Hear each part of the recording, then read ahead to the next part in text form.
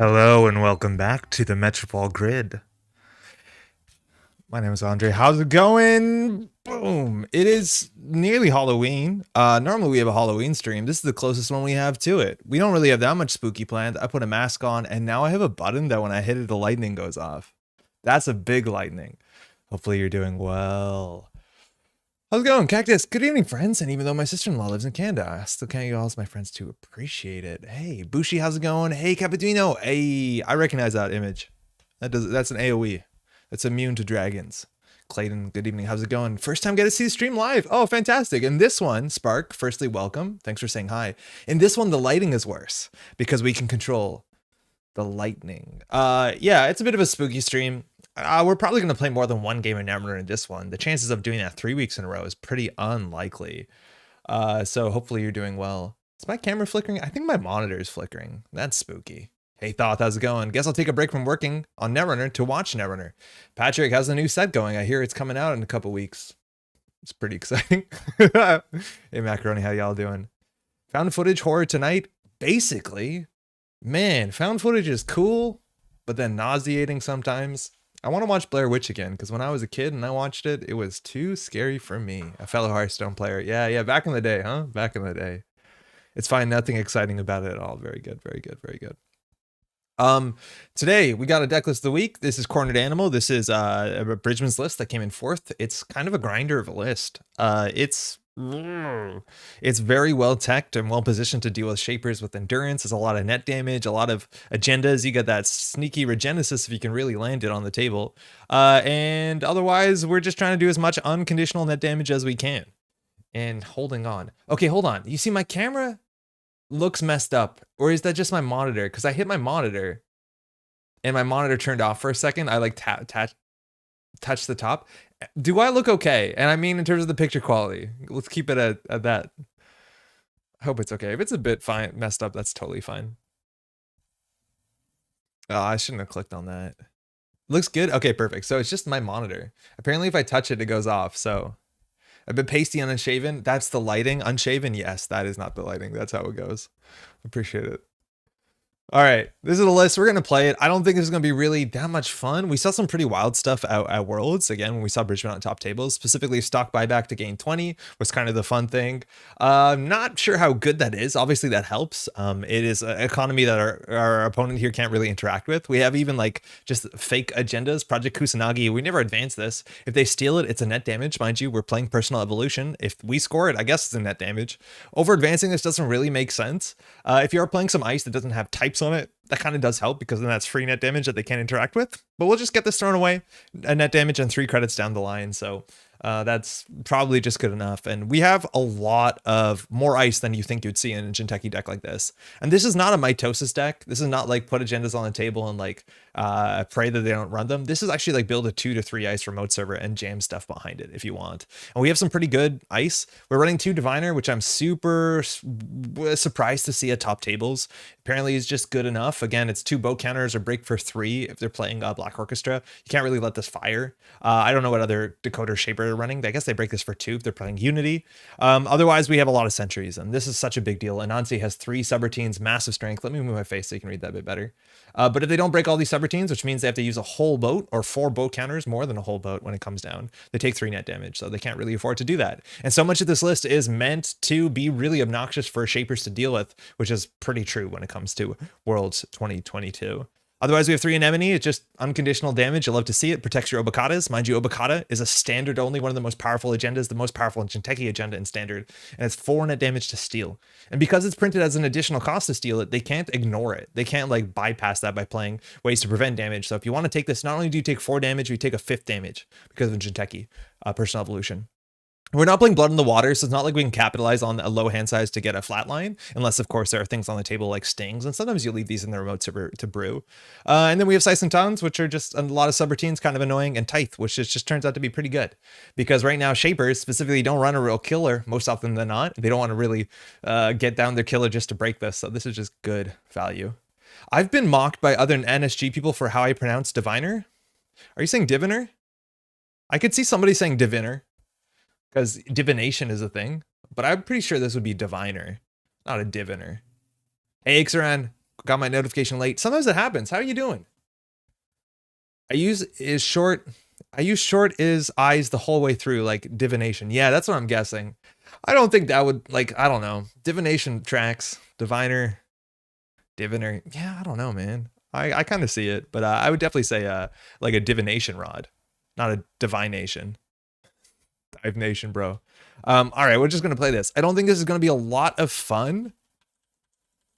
Maybe for opponents, we just grind out. We can play long games. Like, I don't think we want to close that fast. I do think in Jinteki Person Evolution, like, more often than not, and you can just jam Obacadas on the table behind, like, a single anemone. And if you're not, like, really scared of a Stargate threat, or you're not really scared of diversion of funds, that kind of just gets there, right? It's so hard for people to go through the anemone, have a breaker, take 2 net damage from this, and 5 net damage from the Obacada. Like, they already have to be running with 7 cards in hand. And barring Lat, that means most of their turn is drawing, half their turn is drawing, and then they still have to run the thing and still go down to 0 cards in hand, and then you just jam the next agenda. So yeah, I don't know. I feel like there's a powerful ability here. I don't know how much we have to think about what we're doing. We'll see. I'll say that and then we'll get absolutely smashed. Correct, it's diviner, as Andre first said. I think Pat knows he's wrong, but like there's so many people that he could possibly bring this up to that maybe somebody will correct him or be like on his side. I'm not sure what the write-up exactly said here, but I'm pretty sure this is meant to be like a response, the cornered animal, a response to a meta of if so many people are playing boat. Oh man, that monitor really is messed up. This is the thing that you can do. Hey, Seabass, how's it going? I'm okay, no complaints. Looking forward to drafting this weekend. Yo, I watched a bit. I think there was 3 videos up on your channel last week, and I watched a bunch of them while after the stream while I was doing some tidying up stuff. What was it? I saw you play some of the draft games. I think they were cube draft games. I didn't watch the full cube draft at that time. But what did I see? I saw some really busted stuff. I know you're playing to 6 points, but then I saw things like indexing and then Temujin turn 1 on R&D. And your opponent actually had, I think, a really good sense of humor about it, considering how things were going. Corp, let's go. Hey, Andre, how's it going? Poniachowski's morning, still jamming some Flesh and Blood in between Netrunner? No, not really. I haven't in a really long time. Hey, Capituino. I haven't in a bit. I left full-time work in February this year, and since then, is this even fair? What? I'm not sure what that means. Since then, I haven't had, like, my income is a lot smaller than it used to be, and Flesh and Blood is a bit expensive if you want to keep on top of new sets. So I really haven't been playing Flesh and Blood. The last Flesh and Blood I played was like pre-release for the new set, not the set that's coming out soon, but the past set, and I had a good time. Oh yeah, well, you gotta turn that off. That's we're in game. That game was brutal. Yeah, I don't know, man. So I was thinking about this, and I think you and I probably have like pretty differing opinions on what we like from limited play. Because what I've seen from your limited play is you like playing really powerful cards. And for me, I think it's the opposite. What I like about limited play, and I think Flesh and Blood's a really good example of that, is I love limited play when the card level, the card quality is lower, because then it forces you to play cards that you don't know and squeeze extra value out of them, right? Like I have good experiences and good memories of playing like the draft format and having Worm be like the main breaker I have because that's what I have, as opposed to like, you know, all the powerful stuff, which I think is what I saw from the video I watched. What's the news? What do you mean? What's the news? Hey, Kalana, how's it going? Hey, Izzy, how you doing too? Anemone Obo's gonna die to Stoneship though, right? Orbital, I think so, but I think people are stopped playing Stoneship as often as they used to back in the day. I don't think it's anywhere near as powerful. And that's because we're seeing a lot more Anarchs. The Pocalat, I think, has a couple Stoneship, but you don't see that much. Source, trust me, bro. Okay. Best of luck, have fun. Smoke has some clickless card draw if she gets a net Mercur down. She's also really good at dealing with the sentries. While she can't bypass a Nancy, she can break a Nancy still for 4 credits. Well, we might tax it out. This hand's like just good enough. Maxine is no longer lead on Arkham. That I heard. Yeah. Did everyone hear the Arkham news? Yeah. Maxine is moving off. Okay. My monitor is really messed up. I'm going to just live with that. Yeah. MJ is moving on to something else secretly at Arkham. I know they hired Duke and somebody else recently to work on Arkham. And so I think they're in good hands. I know people are really big fans of Duke's work and the stuff that he's worked on.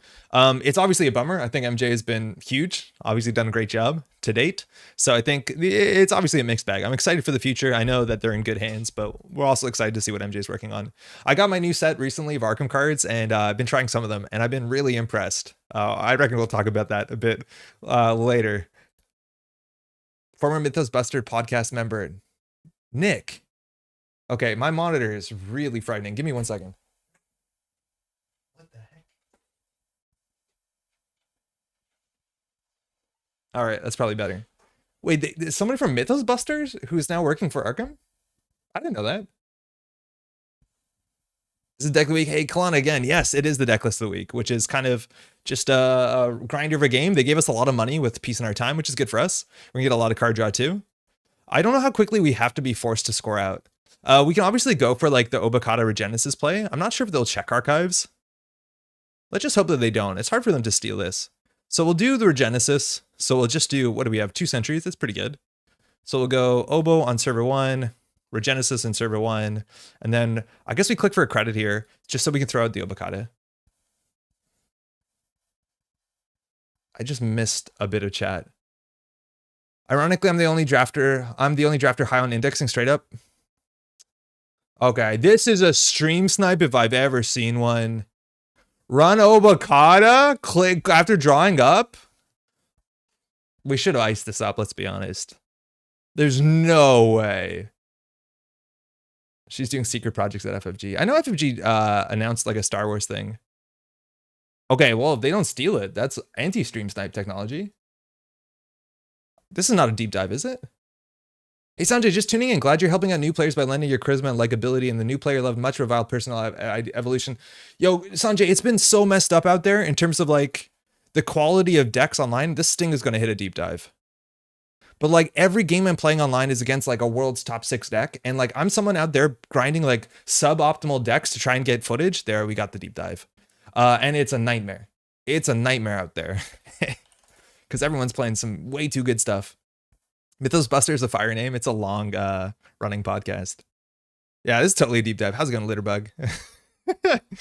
That's hard in Kentucky. And now they're going to feel pretty bad to not actually steal this, but the deep dive kind of baited them into it because we're going to do advance, and just go get 7 points. Wait, what? Oh, it's face up. Oh, okay, no, we're going to feel bad. Cue the lightning. It's flipped. I'm not a smart man. Still can't score Obo with your Genesis? Yeah, Jeff, you know what chat delay is? Because I'm hating it right now. It's doubly high on this because of the restream. Yeah, Vale, I know. I figured it out. Hey, Kat, there's been some creative pilots out there on the T16 decks, though. It's been weird playing my own team's decks on JNet by other people. Feels like playing Ghosts. It's weird, too, because I play against so many people that, like, have names that I don't know and have, like, low, I'm assumingly low amount of plays online. And then, like, they have the generated images, so I don't know whether it's Smurfs. I don't know whether it's players that I know. Yeah, this is Halloween lighting. Whoa. That's spooky. I had a mask on for a minute too. I uncommitted to the mask, I think, sooner than I should have. If that was a sting, you just obliterated them? Yeah, if that was a sting, it would have been a problem. They have 20 credits. They only have access to 1 stealth credit. We have hedge fund. This Obokata is a problem. We can always protect it with a single anemone. It's kind of ugly. We don't really have a play here. Okay. Well, that's where an anemone goes. Can't figure out how to set up Gravitar. I've heard people have problems with it. I did it once and then like it connects everything together, so I haven't had to do it again. So I'm not actually sure. I hope Code Marvelous isn't specifically playing this week. I think Lobby After P deck of the week is basically his nightmare. It's been really bad out there. Like I'm putting out a video for Halloween in which we play Baba Yaga because we do that every Halloween. And yeah, you play into Kentucky P, it's like nothing that you did matter. Like your whole deck doesn't matter anymore. It's like, can you draw the Stargate? I don't know. I don't find it really fun. I've been really frustrated this week. I'll show you my stats on my history. I recorded videos this week, or recorded gameplay for videos because there's no video this week. But I recorded gameplay for videos. I think I recorded like 6-7 hours, maybe. No, that's a lot. 6-5 hours, and I have like maybe and 2 hours of usable footage. It's just absolutely getting crushed. Baba Yaga is such a fun puzzle of a breaker. Actually, that's a good question because I have a question for y'all. Baba Yaga gains, it's an AI that you can host other programs on, icebreakers, non-AI icebreakers, and it gains the paid abilities of that card. Does that mean you can host classically? Does that mean you could host Cujo or Revolver on it? Because those cards use hosted power counters, but the power counters are hosted upon another card. They're hosted upon the card, not the Baba Yaga. I saw some talk about people back in the day were doing it. I don't know if it's still like a play you can do because I want to use Propeller to get cheap strength on my Baba Yaga. Because technically they're not on it. Oh my God. Try after image smoke. Yeah, after image smoke is like gonna deal with our sentries okay, I guess. Are you on Propeller? New better wording update on study guide for improved Baba Yaga. I don't know if it works though. Like that's the issue. Is like I tried it and JNet I don't think allows you to do it. So I'm assuming it's wrong because I think the hosted power counters are not on the Baba Yaga, so you don't have a hosted power counter to use. So there's simulchip probably for the after image. It doesn't sound right to me. I would think the power counters would need to be on. Yeah, that's what I'm thinking, Timberling. How's it going? I'm thinking it doesn't work. But I know back in the day people put dogs on the Baba Yaga and that apparently worked back then. Yeah, so I don't think it works, which is a shame because it would be like a really nice cheap battery for free strength. Baba combo pieces like the Weep when self-growth is played. Oh yeah, for sure. Yeah, you got to play no free lunch for sure. You're weak to all sorts of ice destruction. You have to be very careful. But like if you're playing a Baba Yaga deck, you're rolling the dice on that one. So even if they pull out their after image, they can still break, right? It's only stealth for strength, I think. Baba Yaga cannot use the power counters on other cards, but you can use Hyperbaric to put counters on Yaga. What? It's all good. So Baba Yaga cannot use power counters because they're not on it, but you can use Hyperbaric to put the counters on the Yaga and then spend them using Propeller's paid abilities. That is both terrible and fascinating because now I feel a bit better about rigging up my Baba Yaga. That's amazing. Okay, there's the after image.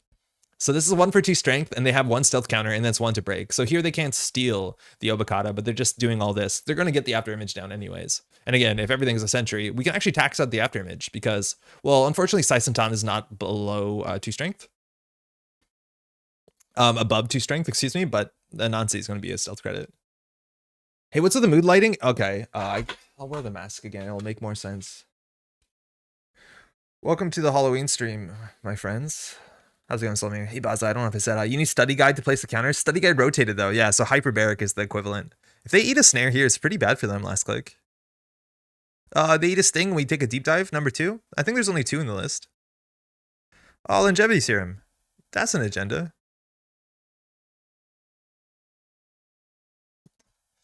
Gotta play my game now. Rules team here, is Sengren is exactly right. Okay, yeah, that tracks. They can get in here, but like, this is what I saw Bridgeman do. Yeah, it is really spooky out here. Baba Yaga gains the ability to host a power counter plus 2 strength from Propeller, so it needs to get its own hosted power counters. Yeah, okay. So, yeah, so it's not gonna work. That's a bummer. We can actually use this longevity to rescue our Obokata, which is kind of cool. Study guide Cerberus used to not work because study guide ability used to have a self-reference. Did it work with Cujo and Lady and all that? Because I'm not actually sure it did. But like the top review on Baba Yaga is all about the dogs. And I was like, I don't get that. All right, top of the deck. Unrelated, but I wish there was a place I could draft the FFG draft sets for more examples of power limited. There's a couple in the wild. Hokusai goes down for 4. I don't know if people have like, they've deconstructed them and come up with ratios, but the card quality or like the power level of the cards, oh, that's fine, is really, really low. This thing has such a beak on it, it's really hard to interact with a microphone, okay? I don't know if this sounds terrible or not. All right, we'll just keep hitting him with damage, I guess. We'll hit them with the PE. We'll do the longevity, trash hitting cards in HQ. Now I like those. And we'll put back into the oboe, I guess. That's good. Longevity lets us rescue stuff. I think this is like maybe the second time in my life I've scored this. Hokusai is just good. And this is just a better econ card. Rashida's good though. No White Blade, perfect counter matchup to start off the night tonight. Ooh. Is like Smoke meant to be like the best matchup into this? Because I don't think she's running Stargate, so I'm kind of 50-50 on it. Oh, apparently Singer says Meteor should have the draft packs. That's good to know. There's an easy source of power counters, Puffer. Yeah, but then it takes up too much MU, and there's no good way to get like massive MU anymore. I would love to get the Puffer to do something. Whoever said pasty and unshaven earlier, I see it now. Oh man. Looks like an orgy mask from It's Always Sunny. I don't know if I've seen that one. I haven't seen that much Always Sunny. It's actually, this mask is from Sleep No More, which I went to New York City and it was absolutely fantastic. The top review on Baba Yaga is using study guide to get the power counters on Baba so they're usable. Oh, demo. I probably didn't read that far. That's kind of cool, isn't it? I think if they steal this, we're happy. We're going to ice up R&D eventually. And we'll just go get 8, I guess. Sleep No More is like, I don't know. I think I might have had one of the best times of Sleep No More compared to anyone in the universe because of my special set of skills. I've talked about this before on the channel. I don't know if we I can go over it if you haven't heard it. Yeah, this is Metropole Grid After Dark. It's meant to be our Halloween edition. It's the best we got right now. We have the lightning, which I'm worried at some point is going to be obnoxious, but for now I'm enjoying it. I'm going to time it as soon as we score something. Or hit a snare or something fun. Baba Yaga doesn't have the plus MU cost clause. It's just clicks for power counters. Oh. Oh, that is really cool. I'm kind of into that. So you can click for 2 credits. You can build your own magnum opus for strength. That's really cool. Dirty Laundry HQ, single axis here. It's more likely to be a snare that we're holding, so I don't know if that axis is like that hot. Okay, now it's our Genesis, but we got a House of Knives. 4 more damage. They only have 19 more hit points. That's a small lightning. Every little net damage is a small lightning. The next time Halloween lands on the first Thursday of the month, we're going to go as Rod and Todd. The Flanders? Metropole rated R edition. It's generally pretty clean out here. I get really embarrassed when I watch some of my old content to see how much I cuss in it. I cuss a bit. My friend Allie went to it on a trip to New York to visit a friend and became absolutely obsessed. She's been back like a dozen times. Whoa. You can get a lot from coming back to it. I never got into like the deep lore because people go on Wikipedia and talk about it. I'd be very excited if y'all want to hear more about Sleep No More after this game because it is kind of incredible. I've never been to Sleep No More, but my HS theater director high school was really into them and had us throw one in a weird multi-barn thing out in the woods. It was a lot of fun to tech for. Can you give a shout out to my deck submission survey? Yes, Yusengrin. I haven't watched the video yet. I know you hit 1,000. Firstly, huge congrats. And I know you're submitting. There's a deck submission question. I haven't watched the video yet, so I don't actually know what it is. Well, Resonancy, because our money doesn't matter that much. Admittedly, our remote is a bit expensive, but we just want them to spend 4 credits. It's only 2 credits, but like, we gotta res it.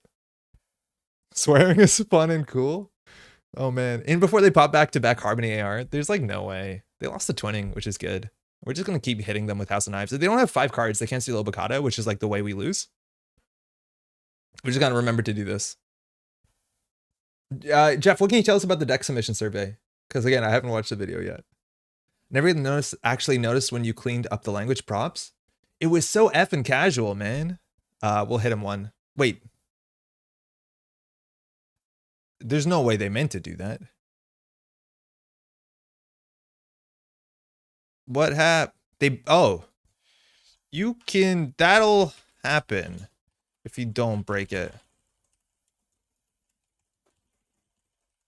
Because now they died a snare. You don't want to access that. Basically, submit a deck from any time in Netrunner history and I'll do a deep dive with the one that wins the popular vote. Oh, dude, you're playing can of whoop ass, 100%. Yeah, so this they bypass because After Image is like really tempting to pay 2 credits to bypass a sentry. But Anansi specifically says if you don't break all the subroutines on an encounter, so bypass doesn't break. I guess it's better lol. Yeah, you can undo that. You'll take all the net damage from this, which is not great. Obviously the subroutines aren't firing, but you can just pay 2 more to not make any of that happen, which is pretty ideal. Yeah, Anansi gets every time. It always is up. Oh, okay, that one's on me. One more time. Bring it back. I forgot res. Never mind Mismantle. Yeah, they had the 2 stealth because they need 2 stealth because they need a boost twice. Yeah, I just hit mash go. Can't they not? Oh yeah, it's there. Swearing is fun and cool. Just look at Max role model material. But she even censored herself. I don't think it was FFG. I think Max was like, it's a bit harsh, but I think they need to get over, like, get my mood across. So maybe you just do F star star star. And then FFG was like, yeah, that makes sense. All right, SMC, cool. All right, they can't hit Obokata here, or they could. They would flatline if they stole Obokata. It's up to them. Bless you, Mother Superior. Fun take, with a good list like Apocalypse, you could try any ID, no, and it would still be good, technically, but no. Lat seems to be the better shaper ID, but not that much. We had such a long conversation on Slack about how Diogenes wants Isla to be good. Tell me about it. And Isla's not good, and he's not taking no for an answer here. There's an Obokata on top of R&D for sure. It was a huge conversation. It was 3 of us being like, yo, I don't think you should play Isla. It doesn't make any sense. The one thing she's good at is not necessary in the modern meta. And generically, Yeah, I told you it's Obokata. Easy. Okay, so the question is, can they get 7 and run the remote server? Probably. The issue here is we also have the Ice HQ, but they don't need 7. They need to get 8. The issue is our economy's a bit busted. There's a huge conversation in a channel I didn't know existed. There's a decklist channel. It's like mostly Diogene. We can drop 1 here. The problem is our money is not good because we need to res at least 11, ideally. Shame that these are all 2 strength because, yeah, After Image does really well. We can bury one of these. Do we keep the Obokata in hand? We'll probably lose these. We could make it look like the Obokata is remote, or we can just get rid of the Obokata. Obokata is like actually the way that we low-key score out, but in a turn or 2. So we're taking on a fair bit of risk here. Star, you mean? Yes. I submitted without watching. I'll watch it this afternoon. Apologies if my submission was relevant. Speaking of submission, Giles, I played your deck list that you submitted on Patreon, and I got some good enough gameplay from it. I want to go and do a stared-up version of it, but then I realized I'm just playing a Rozeki deck. But like I played it, and so much of it was just the back of endurance being really good. But it was fun. Oh, they didn't run, and they have Onacom down, which helps them to not die, which is, you know, that's always a plus. Oh, it's a Regex joke. I haven't had to mess with Regex in a while. Okay, here they only have 4 cards in hand, and they have no net recur, so I think we can do install, advance, advance. That's not very good. I think we just do install.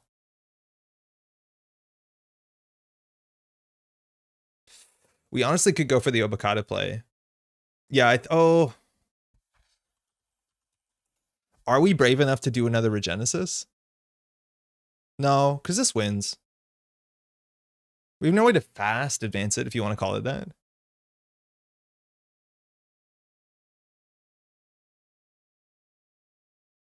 Let's stock buyback for 8. Cool. Do the Regenesis thing? I was thinking about it, but they called us on the first time. We already did 1 Regenesis, but the agenda was flipped, so we didn't. Maybe we should have there, but I just want to score this out.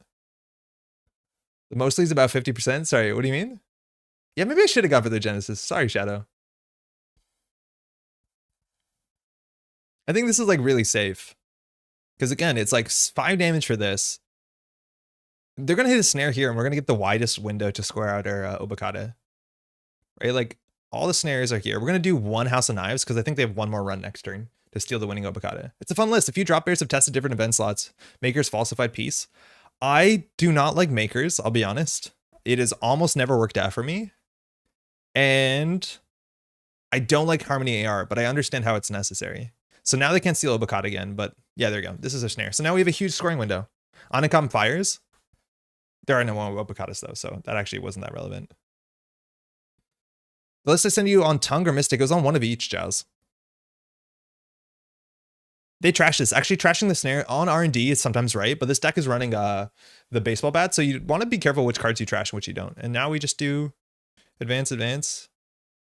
And here, what can we do? Like, we could just put the Tithe out front. We just need to make sure we have 3 credits, 8, 9, 10, 11. So actually, we should click for a credit. We can just throw out the Kusanagi, which is fun because if they go check it, if they think it's a Regenesis, which does make sense. You drop down to 1 heart. I like that a bit better. I was losing breakers too and having to heart for breakers, which is really awkward. My game plan is to run R&D until I win. That's a hard one. Hey, I played some Arkham LCG recently and discovered that you can put a hidden pocket in any footwear. No, it's armor or clothing. Maybe it is footwear, you're right. Which is a whole lot more usable than trying to put on your leather jacket. I so far have not put a pocket on anything, but Underworld Market or whatever it's called is just busted powerful. And it's where a lot of my 5 XP playing Kamani is. Kamani is so good. Yeah, so it is clothing. Okay, I thought it was a body slot, but it's like clothing or armor. Yeah, I guess. Yeah, so all the footwear is clothing. That's pretty wild. Yeah, I think I'll take that as like low-key one of the best cards they've ever printed. It's so good. It's absurdly good. Until there's things that punish you for carrying illicit things, it's kind of absurd. There's a Penrose. That's a bit too late. Can they get through the remote? It doesn't matter. They can, but then they have to take 2 damage from this, 1 damage from this, and 5 from this. So the breakers are not the question. The question is just, can you draw enough cards soon enough? And the answer is usually no. Like, they still have to do everything to deal with our ice, but also have enough cards in hand. Like, this is so difficult.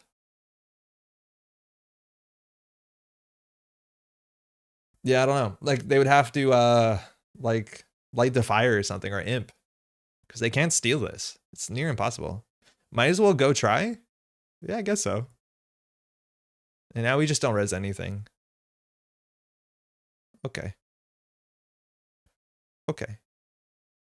I'm not going to give them the privilege, the pleasure to see any of my secrets. They will remain with us. Overclock. Enjoy. Discount plus free play action for doing something you already want to do. Yeah, it's kind of wild. It's so wild, that card. Okay. Oh, there's another avocado.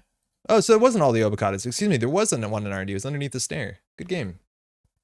The fact that it triggers on investigating is wild. It's so wild. Everything you want to do. Yeah, that one's hard. And like at that point, even if we didn't score that out, like they only have 7 hit points left. I'm not saying that they played it perfectly. I was a bit kind of casual about it, but like it's so hard to interact with all this stuff. I don't know. It's been a fun gimmick card if it was just evading humanoids. If it was just invading humanoids, I think it would be like way less playable. But the fact that it's just investigation is absolutely wild.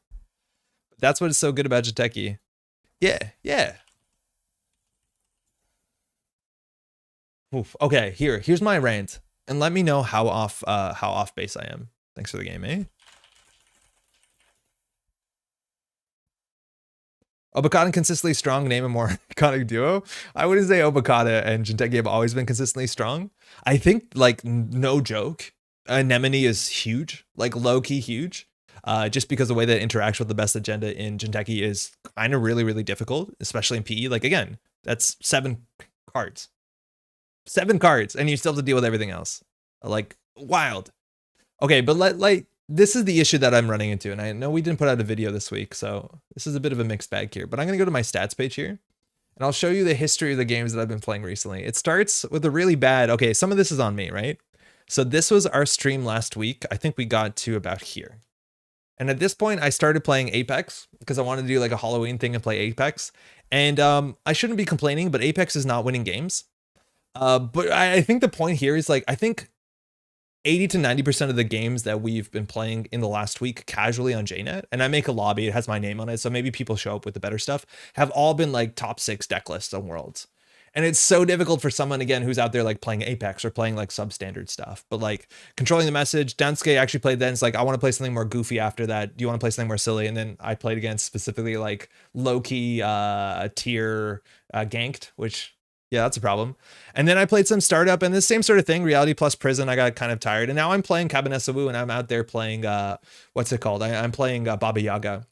Oh, there's more before this. I skipped a whole bunch. But like, this is the world's winning deck, the Ag Infusion Snare Bearers deck. This Probdivos was pretty fun. That's actually a wild game, and that'll be in the video. But then the Jinteki Personal Evolution deck, largely the deck list of the week. And if I go back to like, what was I playing? I was playing Shaper or something. I don't know. Yeah, this Padma decks. It's like Acme. Everything I'm playing against is like a tier 1 deck, and I don't know what to do out here. Like, we have such a big issue, I think, right now on JNet, where the casual lobby is where world's winning deck lists are. More often than not, in my experience, and I'm trying to play like Apex and like nonsense, and it's not doing anything. Oh man, it's been so frustrating. There's been so many hours of footage I captured today, which are just like super one-sided victories for not me. And now I feel like just a Git complaining about it not working out for him, but it's hard out there. I don't know. The weeks after Worlds, where all the deck lists are Worlds winning deck lists, is really, really difficult. Anemone is 1 fire data loop in faction. Yep, that's good. It is. Data loop is 7 credits. ABR Adam seems to have not been bad. ABR Adam was lucky, because ABR Adam is good against some of the stuff. I played a lot of games with ABR Adam. I played like 15 games, and I won more than half of them.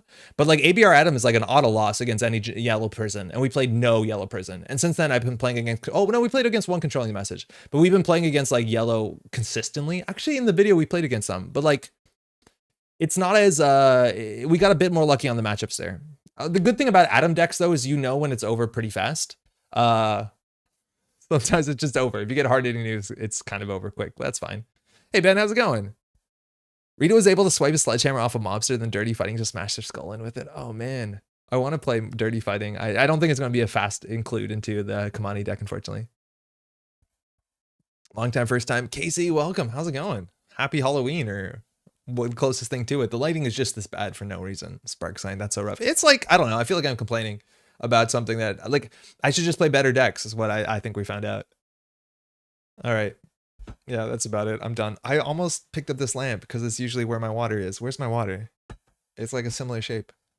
It's a weird time. It's not just me, right? Like I saw Sengren, how did the GameNet game go? But like it's the same thing. I saw you're just running into like a world championship decks, and it's like this is really hard. And a thing that I've noticed is that because the current meta right now has so much endurance in it, right?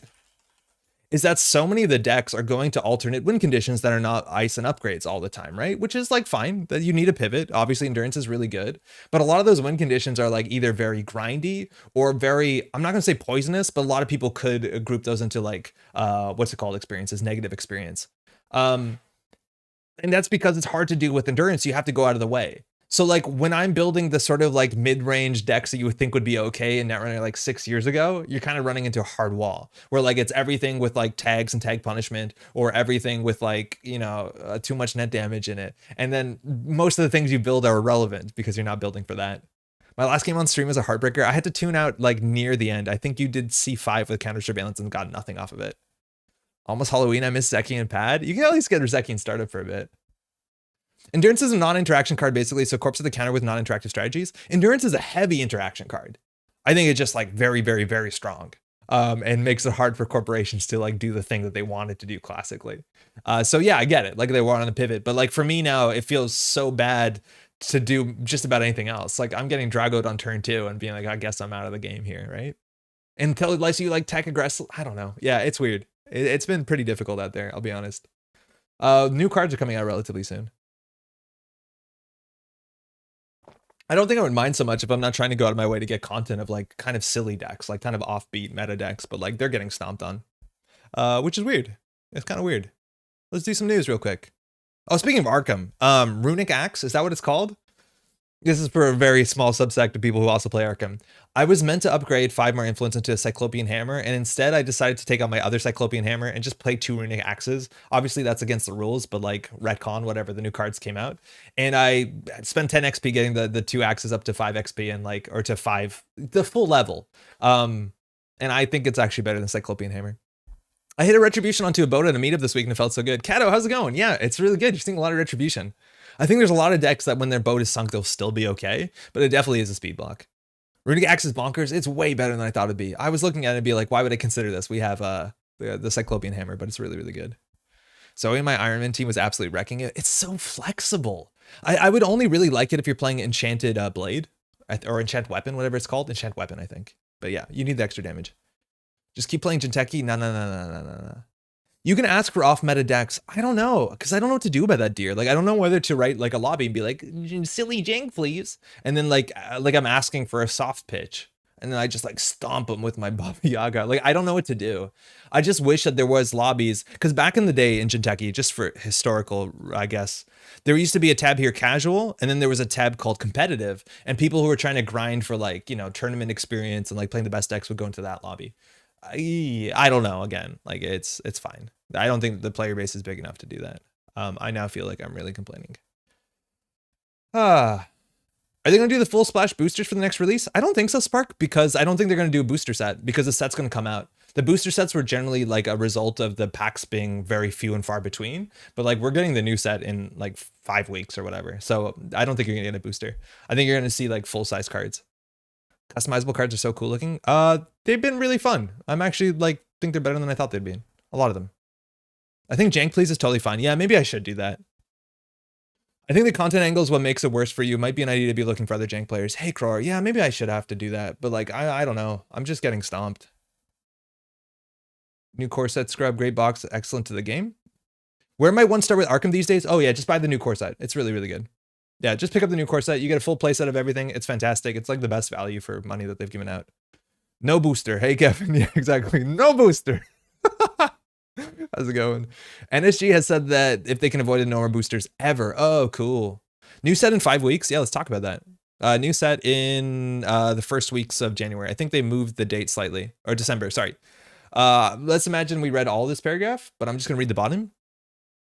It would result in a dangerous period of crunch time. We therefore opted to push back the release by 1 week to the 9th of December for the digital and 12th for physical. That's way closer than I thought it was. I thought originally I was looking at a chart and it said like 24th, like for Christmas, or I think Hanukkah's a bit earlier this year. But yeah, like early December, which is pretty exciting. Admittedly, content on this channel is going to slow down because of the Christmas holidays and I go travel to see family. But yeah, it's really, really cool. That's like very soon, right? Like in a week, it's November times 4. You're there.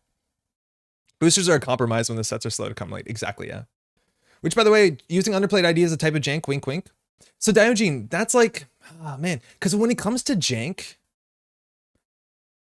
playing Isla is not it. Because what I'm trying to say is like, generally when I build jank, I want to do something interesting or unique. I want to do something that no other card can do. I want to do an interaction that's really fun or flavorful. Isla, this is why like I really don't like Isla for many reasons. Isla is the exact opposite of all of that. As we did the math, Isla gives you a 15% more consistency to get a card in your opening hand that you want. Is everyone's heart rate up? Right? Like that's not what I want to see when I'm playing like fun stuff. Ask for a new category, jank testing and new players are just casual. I don't want to do new players because I feel like that's like taking advantage, but I think even new players are playing like the world champs decks and they're doing pretty well. And I like that because I think new players playing competitive decks is one of the fastest ways to onboard to like playing at a high level and understanding what a good deck looks like. Because deck building is really difficult if you've never played like a very well tuned deck, because you don't know if you're failing because of your play skill or because of the quality of your deck. And so like picking up a world's winning deck and reading the write-up gives you like 60% of the way there, I think. Does it count as jank if it's a startup deck that only uses System Gateway and Midnight Sun? Occur in my physical decks. Sort of? In standard, yeah. In startup, you might be okay. Startup's hitting a rotation in December 9th to 12th. So your playset's actually going to be quite closer to what full startup is. There's possibly quite a bit of cause effect there. Lots of new players, a lot of competitive decks out there. Yeah, for sure, for sure. Like, I don't think anyone's like, I think it's, again, look at Netrunner DB. It's everyone posting the world's winning list. Like, you just pick one of them and play. So, and also a lot of these are responses. And startup is going to be fine in a few weeks. Yeah, you're basically there. How's it going, No Chain? I heart Isla though. One of the first non-corset IDs I played. Man, Isla is so boring. Why do people like Isla? All right, what else do we have? This is huge. Announcing the 2022 Eternal Tournament and the return of RAM. So RAM is a series that I think was last done like 2 years ago, it feels like. Time's been a bit weird. But this is the Random Access Memories event. I'm going to be able to explain it very poorly, very quickly, but if you read it, it'll be a bit better. But basically, it's a tournament that happens on the same day that it's announced. They basically announced the format, and it's basically a small collection with no ban list of, I think it's like 1 deluxe and then like 2 packs or something like that. It's like a very small card pool from the entire history of Netrunner, and they'll tell you like on this date, like you have 2 hours to build a deck, and then after those 2 hours, the event starts. So it's a casual enough online event, but it's more like a deck building problem. It's maybe a bit intimidating if you don't know the whole card pool, but it's probably a really exciting way to experience new parts of the card pool and get a really focused look at what a couple packs and sets look like. I think you also get a bonus if you build your deck in the first hour as opposed to 2 hours. You just get some extra points. I've never participated in one of these. For me, this is more often a deck building tournament than an actual playing tournament. Not that playing is not important, but if you can like solve the meta, and I have no doubt that some of these metas are wildly unfair or wildly solvable because they have, again, unbanned cards. If you get the set with Mati Mukundo in it, you better believe there's going to be a lot of Mati Mukundo. But I still think that's very interesting and very fun. I just never had the time to participate. But these are coming back. And on top of that, Eternal. NSG's having an online Eternal tournament. We've talked a bit about Eternal. It's the format where you can play basically just about any card. There's like 4 banned cards, and then cards cost points, and you have a budget. We'll talk about Ycarium in a second, but Ycarium has a video explaining the budgeted cards in Eternal. And Ycarium and I thought we would be able to play some Eternal this weekend. We're going to do it next weekend. I don't know if it's going to be recorded or streamed, but the idea is that we'll have some Eternal content out where I'm hoping to play some of Ycarium's pre-built Eternal decks, and that will be a video where you can watch those to hopefully hype yourself up and prep for this either on my channel or Jeff's or both. So we're going to do that next weekend and then edit it out sometime soon after. Oh, now busted cards are fun and interesting? It's different though, because we're walking into it. But like if it's, I still think limited play, I like to struggle. This is, okay, whatever. It definitely was between this year and last year Worlds. Yeah, it's been a bit, right? It was actually just a year ago. Wild. I used to play Isla Rebirth. Oh man, everyone loves Andy. Izzy says it's an arm race. It's so tough to justify playing anything but the top tier stuff when it feels like everyone else says the top tier stuff definitely feels good to play. And that's why I am the hero of JNet, and I'm out there getting my losses, getting my teeth kicked in, just so people can understand, whoa, he probably had a bad time. Maybe I'll slow it down. And then they slowly start taking the extra snares at their list, and they go down to 1 Drago, and they're like, Retribution, maybe I'll just play Self-Growth Program. And he's changing the meta 1 game. I'm losing my mind. That rotation plus the reissues was why I haven't brought Uprising yet. Kato, I think you probably, okay, like if you're playing casually, Uprising is still a really good set. There's a lot of good stuff in it. I think there's going to be a lot of players who are going to venture more into standard. And so because they realize Ashes, that's something that they enjoy in bot is no longer in startup. So they'll probably have more pressure to play in standard. So you want Ashes anyways. And I do think it's just a matter of time before there's like a third format that is just only null signal cards. So I don't know. I wouldn't hold off on it just because of rotation. I do think you'd probably want to pick up Borealis and System Update before, but I wouldn't discount it entirely. Let's just say that. I need to get my PAX Unplugged news all written up next week. Oh, it's soon. PAX Unplugged is December, right? I think the most fun jank decks was the Haley deck that was traded fan size into Liberated Cella and Notoriety when West stealing. Litterbug, I definitely played a bunch of that sort of list. Those are really fun. Honors of People's Champions. What a hero. Thank you. The hero we need. I appreciate it. It's hard work, y'all. I have it all on tape. And you can see the exact moment where I know like, oh, this is not going to be usable footage. And then I just stop talking. I had a fun DDoS Hyperdriver Notoriety deck. Endless, how's it going? This actually came up when we were talking about Isla. It's like the sort of things that are really good for Isla are Isla decks that need certain like resources, hardware, or events, because they're the parts of Shaper toolboxes that are not tutorable. So like DDoS is really important, or the ones that ran a single APOC or a single exploit to deal with our architect. That back in the day was an important reason to run Isla. Modernly, I don't have any good idea. December 2nd. Ooh, that's soon. Okay. Anyways, this is coming up soon. Check that out. I said I would plug this, but I don't know exactly what it is. Ysengrin SC. I haven't watched a video yet, so I hope this is a wholesome video. But Ysengrin has hit 1,000 subscribers. I have not actually subscribed on this channel. I subscribed on my personal channel, Ysengrin knows. And it has 1,000 subs, and Ysengrin has a video where there's some sort of deck submission if you hit this form. I don't know what this is about, but go check it out. The link will be in the description, and you can submit a deck list apparently from any point in history, and then Ysengrin is forced to do deck dive on it. There's some real bad decks out there. As long as we can come together with a hive mind to force Jeff to play something terrible, it will be a net success. Because he already has 1,000 subs, and now we make him pay for it dearly. But that's really cool. Congrats, Jeff. I've been a big fan of the channel. You've been grinding at it for a bit now, and it's been really good content. Check this channel out if you don't know. Jeff's in chat. Say hi. Padma with Kasi or null with Borealis Breakers? What are Borealis Breakers? What are the Borealis Breakers? Begamut? Just sub with both my Google accounts. Too kind. I sub to everyone. I do open channels and you're like, why are you not subbed? It's because I don't watch YouTube on the Metropole Grid. I watch YouTube on Andre Gamazel YouTube, and everyone knows that, I hope. Cleaver and Buzzsaw? Oh, those are not Borealis. Those are System Gateway. I don't think... You could do it, but let me tell you, do you know what's comparable to null? Playing Ice Carver. You're basically like 90% of the way there, and you can play a real identity. Ghost Tongue should count for Halloween themed decks. It was Thanos. It was in one of my Halloween decks, and I cut it because I wasn't running enough events. It just didn't work out. Okay, this is really fun. This is going to be our only next digression away from Netrunner because we need to set the stage here. Okay. Is everyone really focused? Because you only have 3 minutes to do this. But there is a game show, a quiz show in the UK called Only Connect. It is hosted by the lovely Victoria Corrin Mitchell, excuse me. And I think she's on like series 18. I'm not sure if she's been there since day one, but it's fantastic. You can find most of it on YouTube. It's what me and Maddie watched during dinner. It's a quiz show. And for those who are not from the UK, it's a bit of a bummer because there is a lot of UK-centric questions where they ask you about archbishops or the exits on the highways in the UK, and we don't know what they are. So that's not so great. But one thing that they do in their show, it's 2 teams of 3 battling off in this like pretty difficult quiz, puzzle, lateral thinking problems, is they do something called an Only Connect wall. And an Only Connect wall will be a wall of 16 discrete boxes that each have a name in them. And what you have to do is you have to figure out what the secret groups are. This is something I want to do. Someone has made an Only Connect for Netrunner already on r/Netrunner, I think earlier this summer. At that point in time where it was posted, I did not know what Only Connect was, so I didn't like interact with it. I got in through this from my sister. But an Only Connect wall will have a bunch of clues, and I'm going to show you an example because there's an Only Connect wall that my sister made for a wedding that she's going to on Friday for the couple that's getting married because they trade Only Connect walls in wedding cards. It's really cute. But I'll show you what this looks like because I'm going to do a Netrunner one, and I think it's really hard to describe what this is without seeing one. We have 3 minutes to do it, okay? So I'm going to open wall 3. And this explains it really quickly. Again, we only have 3 minutes. You have 3 minutes to solve the wall. Click or to select or unselect items. This is a website called Connecting Wall. This is by no means official.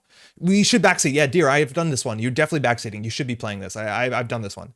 Look for 4 groups of 4 connected items. So there's going to be 16 items, and you have to pick which 4 of them, and I will click them. And then if they're a connecting group, they will highlight and pull themselves out of the wall. Now you'll see that there's a lot of words that the connections are going to be either word puzzles or themed puzzles or some kind of lateral thinking puzzle, but there's also going to be red herrings. So for instance, this one could have, say, 5 dog breeds on it. That you'd be like, oh, these are all 5 dog breeds, but obviously only 4 of them are the connecting 4 because there's 4 sets of 4 connectors. So there's always red herrings. So one of the dog actually works with a different puzzle that's not about dogs, but that sort of breed works into a different connection set. You understand? After finding 2 groups, after we found 2 groups, we have 3 strikes to identify the last 2. So once the wall is half solved, you can't start randomly guessing. You only have 3 shots, otherwise it'd be too easy. Are we ready? Pause for delay. I keep trying to pick up this lamp because it's like literally the same shape and texture as my glass. And I'm gonna drink light soon. Ready? Okay, good. I'm gonna have to shrink my face because... yeah, I'm going to shrink my face. Okay, something like that. Here we go. All right, so which 4 should I click on? Are we making a connection out of this? We have flat white, DSLR, Bojangles, Vein, negative, blue sky, espresso, focus, exposure, filter, lungo, Irish, wishful, sandman, bright side, lateral. I managed this one in less than 3 minutes. So again, there are 4 sets of 4 connections. We don't know what they are. Bojangles, Simon, bright side, Vein. Deer, why? Or blue sky. Oh, cycle those 5. Oh, we're cycling. Okay. Hold on. Filter, flat white, Irish, espresso. This is hard. Photography, negative, filter. Okay. I can't do the cycles, unfortunately. That's way too hard. Filter, flat white, Irish, espresso. Unfortunately, no. DSLR, negative, focus, exposure. DSLR, negative, focus, exposure. No. Exposure. DSLR, negative, blue sky, all photography terms. Where's blue sky? Unfortunately not. The 4 coffee ones, yes. Janktivist, what are they? Misters.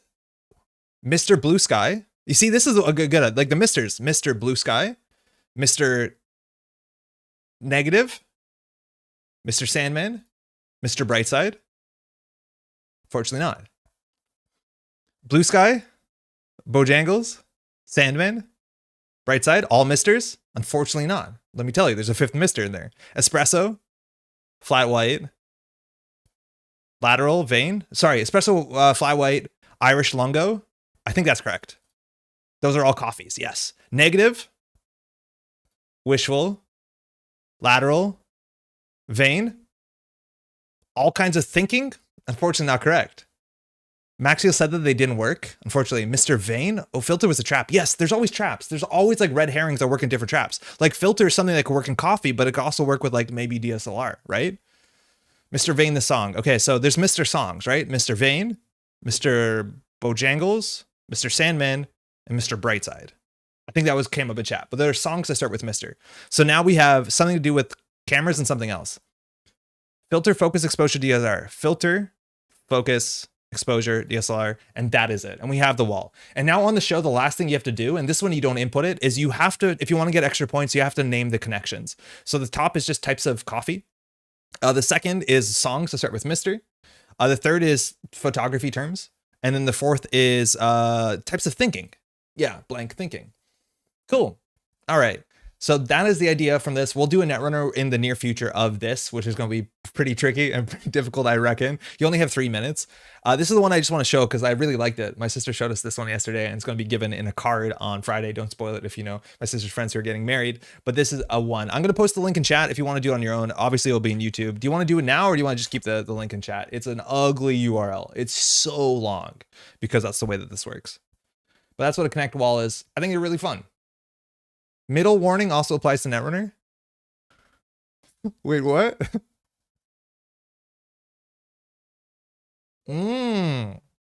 Beware red herrings. Oh, the middle warning, yes. You have to beware red herrings in Netrunner for sure. Anyways, that one's gonna be in the chat. We're not gonna do it. It is Halloween themed. I'll give you that. But let me know if you can get this one done. Again, you have 3 minutes, and at the end you only have 3 guesses. But the link will be in the chat on YouTube. We're not gonna do it here, but that's what this is. In terms of the other news, I searched spooky synonym.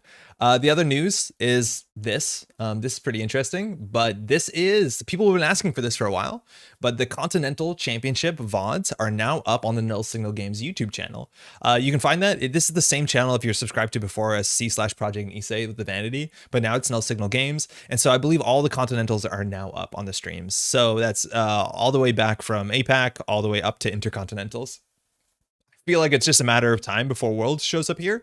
But if you do want to watch the Continental VODs, because they're obviously not on Twitch anymore, they don't stand for that long before they expire, they're here now. So you can watch that. Link in the description. And I think that's largely it. I think that's the news section. That's pretty good, right? Oof. All right, it's 9:48. You know what we usually do by 9:48? Start playing Netrunner.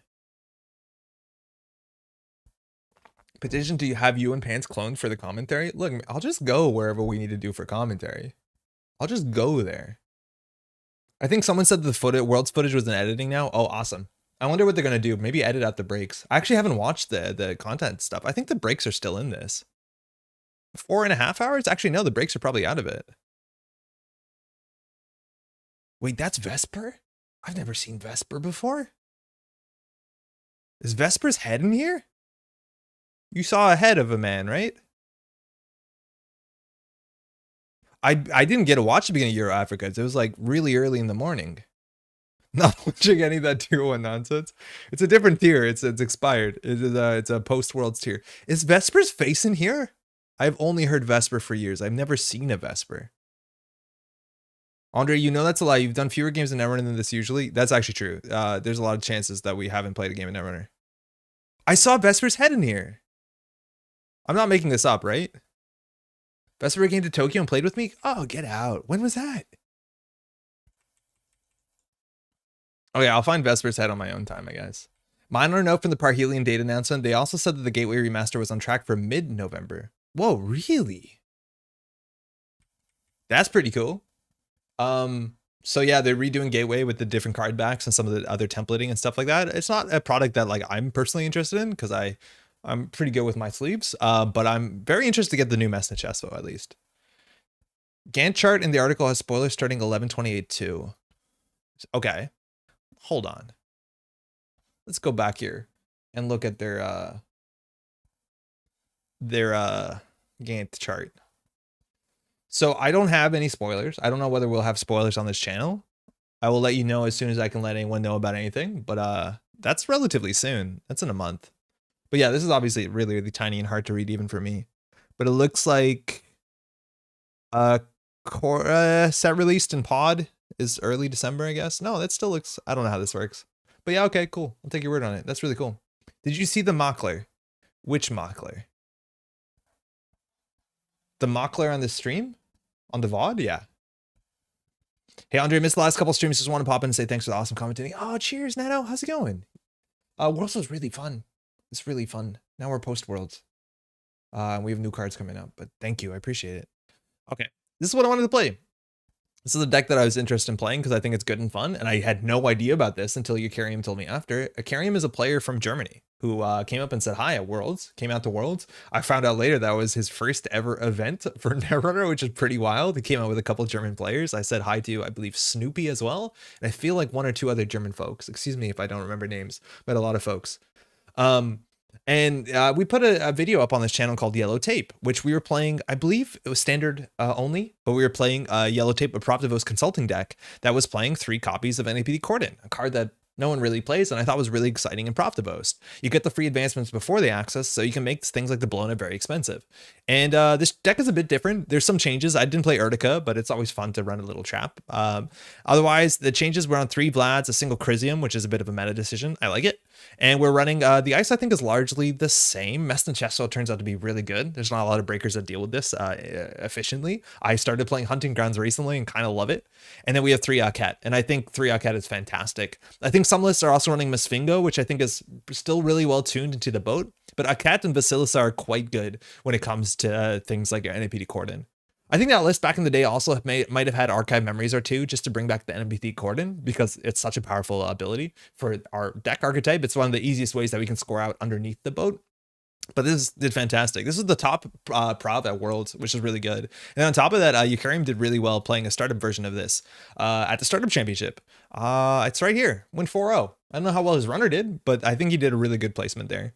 4-0 finished, 1 ID, and the standard version's over here. So this is cool. This is a startup version if you want to play it. It's not very different. In terms of the ice suite, I think we're running a toll booth. We have gold farmers instead of anything else. We can't run the turnpike, so we're running Vasilisa, but everything else is largely the same. Very little is different. You have a virus and sandbox because why not? I keep forgetting that sandbox is legal in startup. I always forget it. I build a deck and I don't put sandbox in it. People are like, why don't you put sandbox? I'm like, I forget that that's not banned here. So I'm gonna try this. This deck is fun. I think it's reasonable. It's fair. I think the Proptivos ability is like a bit more powerful than it looks. It's another sort of thing which is kind of hard to play against. Not game net hard, where like people don't want to run or interact, but kind of difficult still.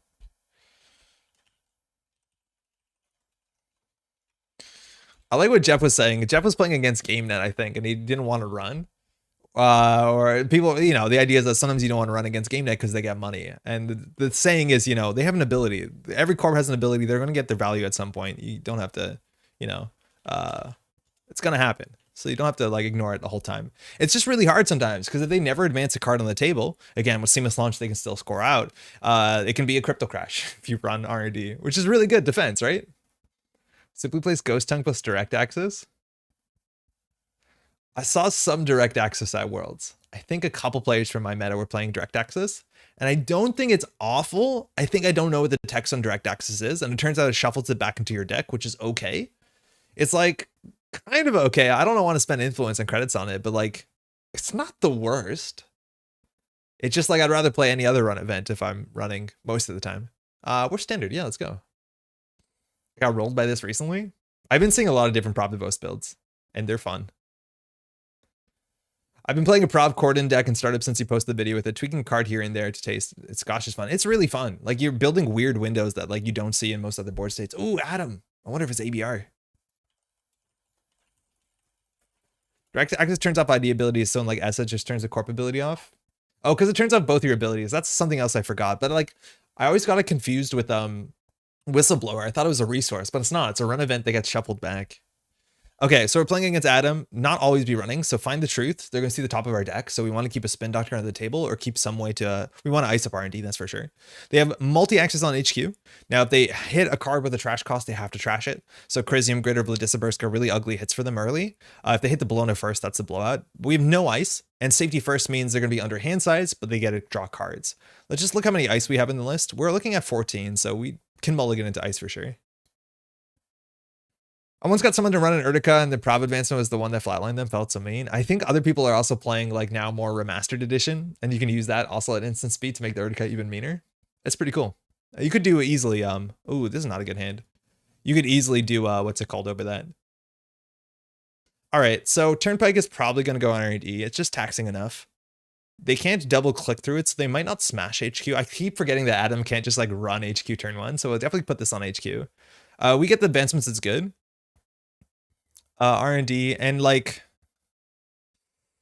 if anything, we should put the Spin Doctor out first. I think our ice placement is still pretty good, but we need to end the run for the remote server. Now, Cat is like kind of good enough. We need a Cordon. I'm just gonna click for credit, but like we can get blown out if you can get into HQ. I once got someone to run a Plan B in the Astroscript advancement. Let me score another Astroscript. I wish Plan B was reprinted to some extent. Plan B would be, it's always really fun. Yeah, speaking of Plan B, I know in Marvel Champions is a card called Plan B, and I've been like kind of getting into Marvel Champions.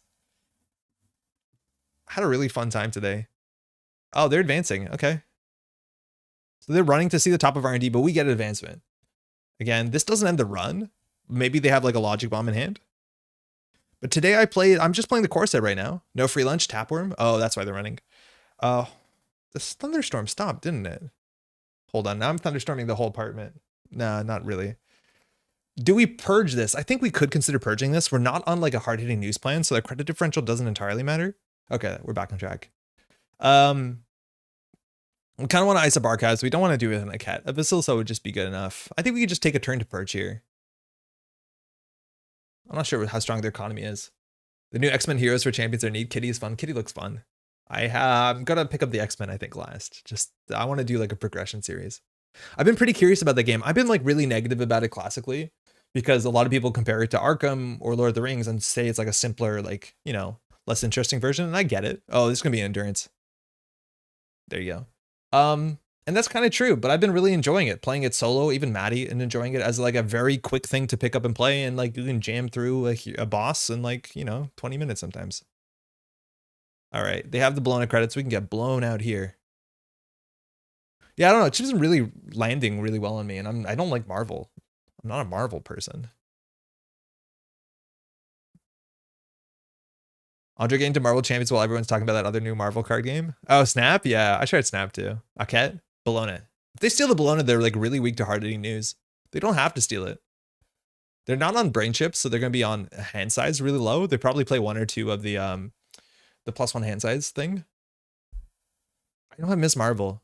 She seems really interesting. Captain Marvel has been, they're stealing it. Okay. So this is where like hard hitting news just hits them like an absolute truck and they're out of the game.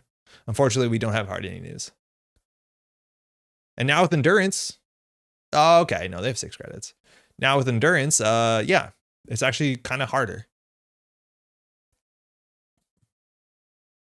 This is a bit scary if we draw into too many agendas. We kind of want to ice that up. This gives us something to put our advancements. We could planogram for 3, but I don't want to have like 2 trashables and an agenda in hand. My partner and I have been playing a lot of this one pretty decent cooperative deck builder that I've been less enthusiastic about because of the theme. I've been on the lookout for cardy type co-ops. Yeah, Arkham's really good if you want to like do deck building and have a story and have like high stakes. Arkham kind of just feels like, you know, playing a good boss in Slay the Spire. This game is certainly looking winnable. Copium? I pick one. It'll be fine. We can get over this. Like, their economy is not that strong anymore. Like, Adams is in. Cordon's hard for them to interact with. Okay, well, they have 10 credits. Oh, okay, they have a lot of money now. They know what we're drawing. We know what they're drawing. We have to pay attention to the chat log. And now they have suddenly more money. This is fine.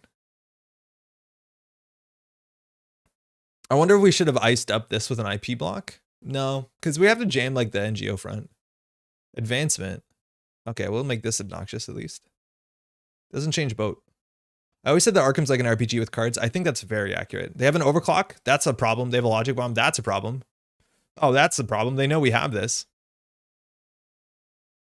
So what is our play here? We want to get rid of that. They're going to run HQ for sure. Oh, this sucks. We're going to ice up archives. So what's the next our turn? Draw, ice up archives, credit. And you might think, why are you crediting when you have a planogram? It's because we need to get this out of here. At least if they run that last click, it's a bit awkward. Unrotate Shattered Remains? It'd be pretty good right now. Yeah, this seems really bad.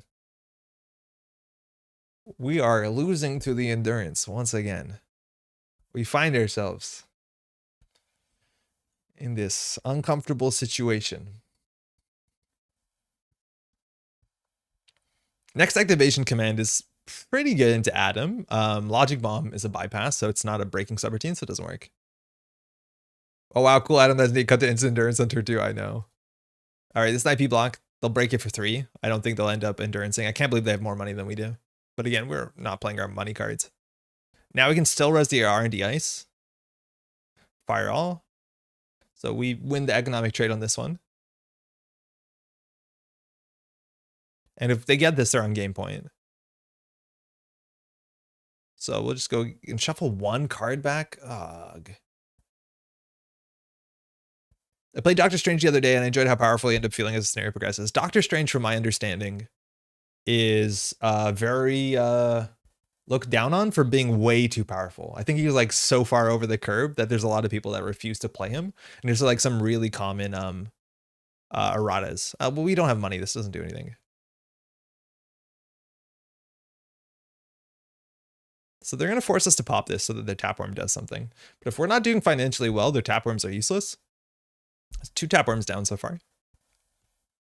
New rule to make endurance more fun for everyone. The runner must narrate every of their endurance like Jacques Cousteau.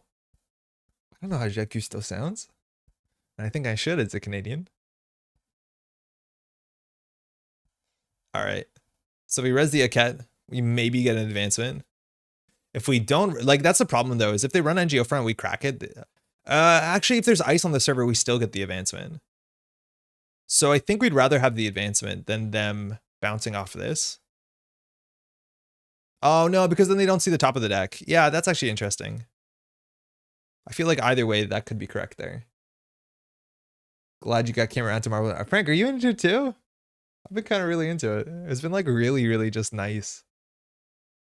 They might not endurance this. They could just give us an advancement. We'd get the advancement anyways. This at least we get a credit and it's rezzed, I guess. This is going to sound meaner than I mean. Core player, game plan is just installing ice. Maha, core player. Wait, why is the runner doing things? I've only had cards in my deck that do things. Sangren, you're not wrong. But I feel like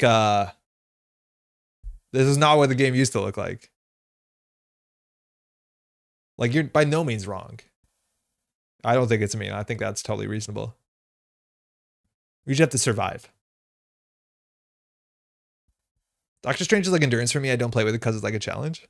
Sanger's a boat apologist. I think that's the thing though. Like, we're losing to one card, like one single card that just deals with all our ice. That feels a bit bad. You have them all. Ronan the Accuser is broken.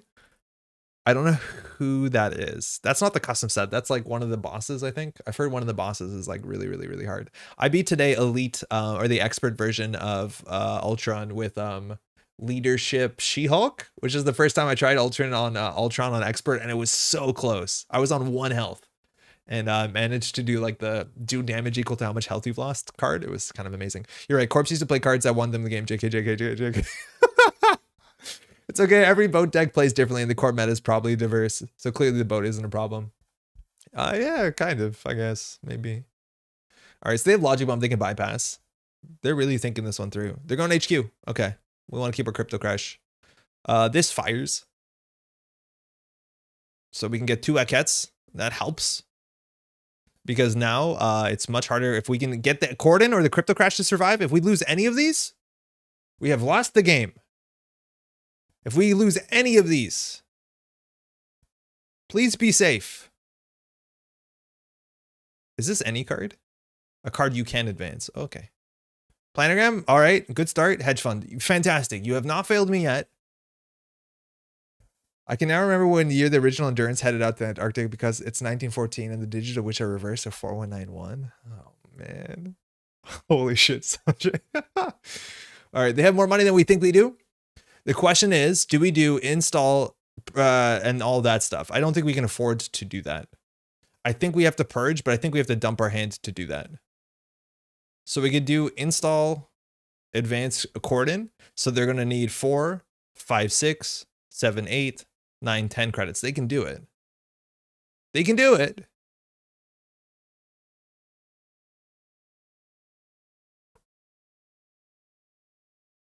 I think we go for the remote server. I think we just make it look like we don't have it here. I don't want to play that. We go to 15. They drew Stargate for your information. That's very good to know. Thanks. At least one of us is paying attention. I appreciate it. Thanks, Mike.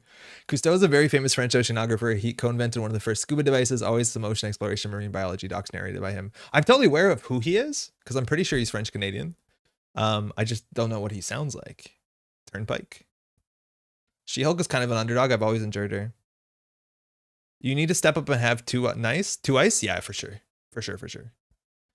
Yeah, She-Hulk doesn't, like, people don't seem to like her. I think she's really good. She has a really good interaction with Ultron in Agenda 2.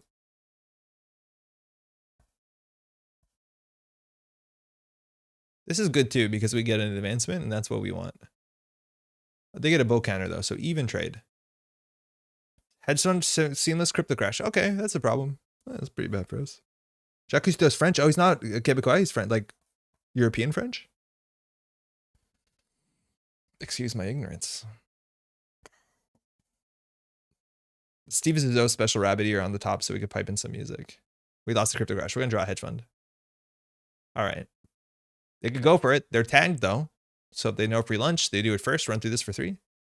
Maybe this bow card is pretty strong against you. I don't know. It seems okay. It's dealing with a cat for free. That doesn't happen a lot. I think many solo champions players don't like flippy heroes that can't just sit in hero mode the whole game. I like flipping a lot. I flipped all the time with her. It's really fun. I don't know. I think that's the most interesting part of the game is flipping back and forth. This game's looking pretty difficult. Yeah, I don't think we have it. Sure, for sure. I'm not sure we have it here. And like, I don't know what we did wrong. I think Adam has an immense, yeah, for sure. Dude up. I think Adam has an immense amount of pressure. And like, Adam is also like pretty volatile based off of how you mulligan and what you draw into. Like a bad draw, Adam like eats. And we didn't have a great draw. I don't think of it the worst draw too. And the problem is now we can score out. Maybe the crypto crash does something, but like we don't have a hard hitting news. We don't have another angle to attack. Like they've been respecting hard hitting news. I think they clear the tag here. I don't know if you know. Yeah, there you go. It's although against a lot of villains, flipping to alter ego means you risk just losing the game instantly. Yeah, I hear you. Some of them scheme pretty hard. But I feel like she has more tricks. So server 1, advance this. We don't have to advance it. We know we're top decking a seamless unless they trash it. But at least that gives us a turn to do and then ducks underneath their tapworm. Yeah, Rhino schemes way harder than you think he would. I haven't gotten to any of the later stuff. I'm just doing the first cycle first. So I'm going to pick up like Avengers. I don't know. I know what Ghost Spider is, but I don't know any of those cards.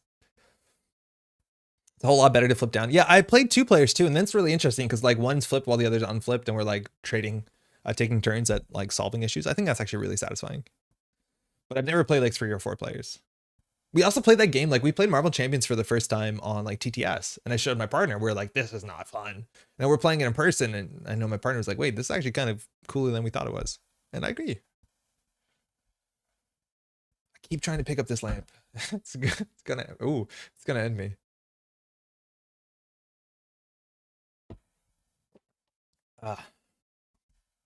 Okay. Overclock. They have an overclock in hand. There's a big chance they can deal with the remote server. They only have 2 counters though. The endurance is actually like getting them. Don't drink a delicious lamp. It's really soft and sweet. If we res this, we'll still be able to score it out. If we can drop them down to 7, that'd be like, or to 0, that'd be like nice. Oh, Stargate. We could just lose, I guess. Fire Unbroken. Are they going to tag me? Yeah, they have a no free lunch. Why not? All right, so we just have to hope there's no agendas here.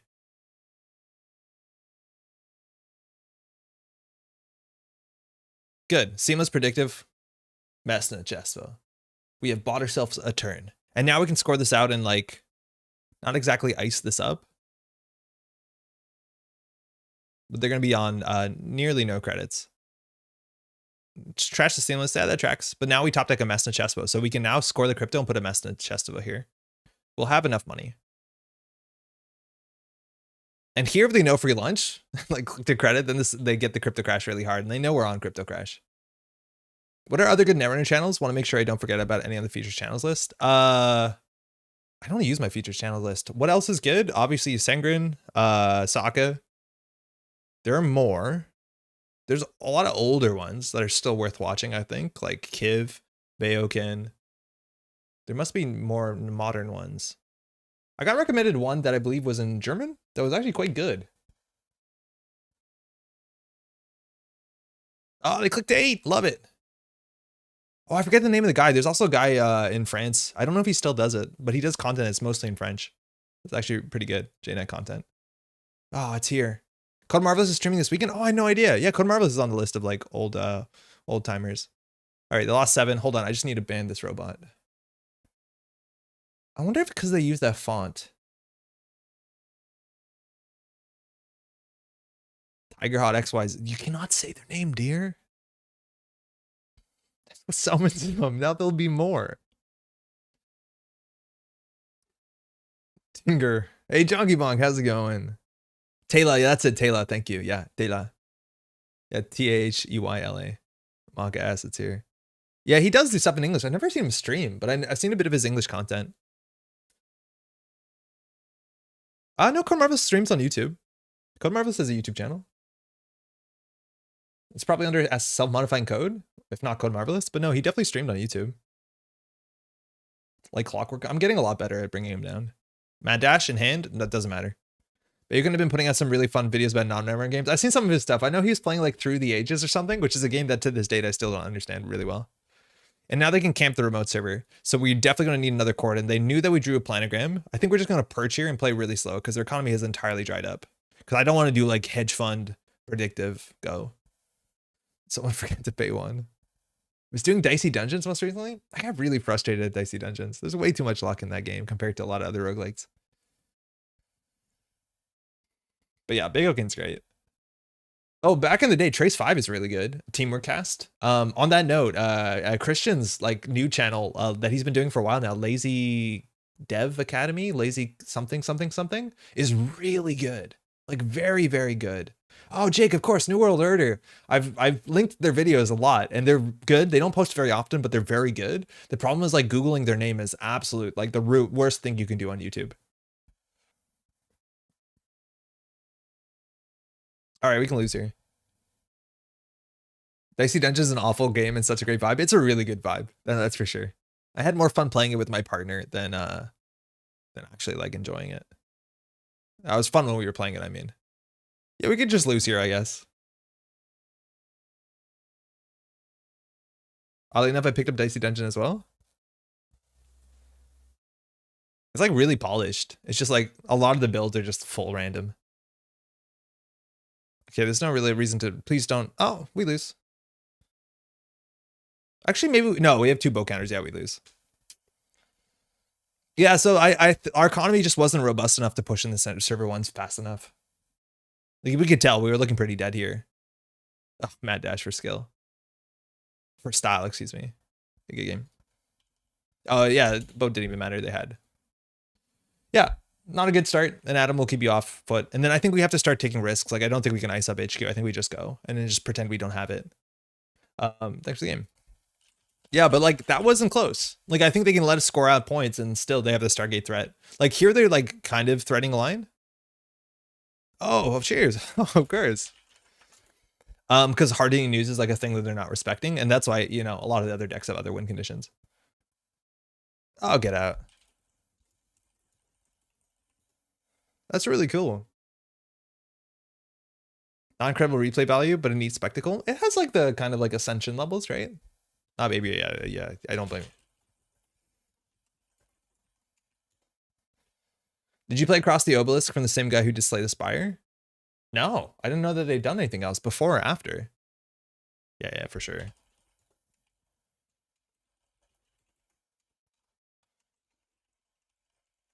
I have no idea what that is. I wouldn't agree that it's super random. I feel kind of the opposite, but some of the episodes are definitely way more random than others. Yeah, some are worse than others. Like there's a soldier, which is like roll a die, you do that much damage. Like, how's that fun? I remember some enemies that would be like, it does double the damage of what you roll. So the difference is between 2 and 12. It's like, what? I don't know if they patched that out, but there was an enemy that's just like how much damage it does. Roll a d6, double it. I'm like, are you serious? The difference between 2 and 12 when you have like, I don't know how much health you have, like 20? Snares? Yeah, you don't want to. You learn. You're quite correct. Yeah, I don't know. I wonder if people like play that really competitively the same way they do Slay the Spire. I doubt it. It's really well polished though. It's not even 2d6, just full variance. Yeah, it's full variance. It's just 1d6 double. So it doesn't like average 7. It's just like full average 2 to 12. At least back in the day, I don't know. That was like very early. They might have patched it out. Or like, you know, they get that feedback from people like me. Oh, gotta do that. But we're just grinding games. We haven't just ground games in a while. Hey, Izzy, let's go. All right, I think I have an idea what sort of list Izzy's playing. Gonna see a deep dive. I think only one, definitely the twinning. This hand's not great. 3 agendas. Thanks, you too. Why play a dice game if you don't want the sweet dice variance? Well, because there's a lot of dice games that don't have full dice variance, right? Like, I think Ashes falls into that category where you have dice variance, but then dice mitigation. And then there's some games that it's not like, you know, roulette. It's just like dice matter. Like, slot your dice in certain places, like however I imagine Sagrada works. That's a much better. Ooh, Endless Eula on Centrals is like just good enough. Don't get diversioned, turn 1. Okay, don't get diversion. That'd be sick. I don't think this is Tag Me. I know Izzy was playing Tag Me at Worlds, but she was on Zaya. We can do Mess to Chess. So what's more taxing? I think Endless Eula is just almost always more taxing on Centrals. I do want to get out the Rashida. I think it's going to be next turn, though. We might just lose it to a Boomerang. I'm going to leave R&D open. A bit of a punish here, but we don't have enough ice. And next turn our play is Mess and Chesso Rashida, so we might as well just get ready for that. And before Izzy's on Boat Sable, I think she might be on Virtuoso, but I more likely Penny Shaver. There's no way. You just have to spend too much influence on twinning and like a deep dive to be able to consider Boat. I think Boat Sable is probably one of the least common Boat targets. 2d6 is worse, IMO. Also, the AI plays like garbage and usually fills left to right instead of optimally. 2d6 is not worse. 2d6 averages to 7. Right? Is that how dice work? Yeah. It's way less variance. HQ's the mark. Hate to resist to end the run. Oh, advancement. Oh, that's a reason why we should do Mess and Chess. Oh, we can't advance anything. Have you seen Slice and Dice? Very fun dice battler in the vein of Dicey Dungeons with a full RPG party rather. No, Kato, I haven't. Can't say I have. Sagrada's variance is pretty bad, IMO. I don't think I've played Sagrada. I just know it's a dice game with stained glass, and it sounds like what you wanted to do. Ice Ice Baby opening. It's okay. It's expensive stuff. There you go. Nice. So we have to keep the agendas out of hand. We have to resist Eula because she's going to see 2 from hand, let alone clickless. Can't really pay through this. Slice and Dice is sick. How's it going, bud? I'll look into it. I just feel like Vlad Grid naked most of the time. It's like not... Yeah, I don't think she's on Miss Bones. I don't know. Am I just still playing around Bank Job? I think you're right. That this on the table would have actually been better than credit. Just to give ourselves something to do. It might have eaten a dirty laundry, but that's like totally fine. Okay, so this is weird, but I'm going to do this because if she marks R&D or archives and runs it, like, sure, she might steal the artificial, but we get some more money. This does look like an NGO front. If she runs this first, we can just give her the Mess and Chess to take her down. Grand Austria is a great game.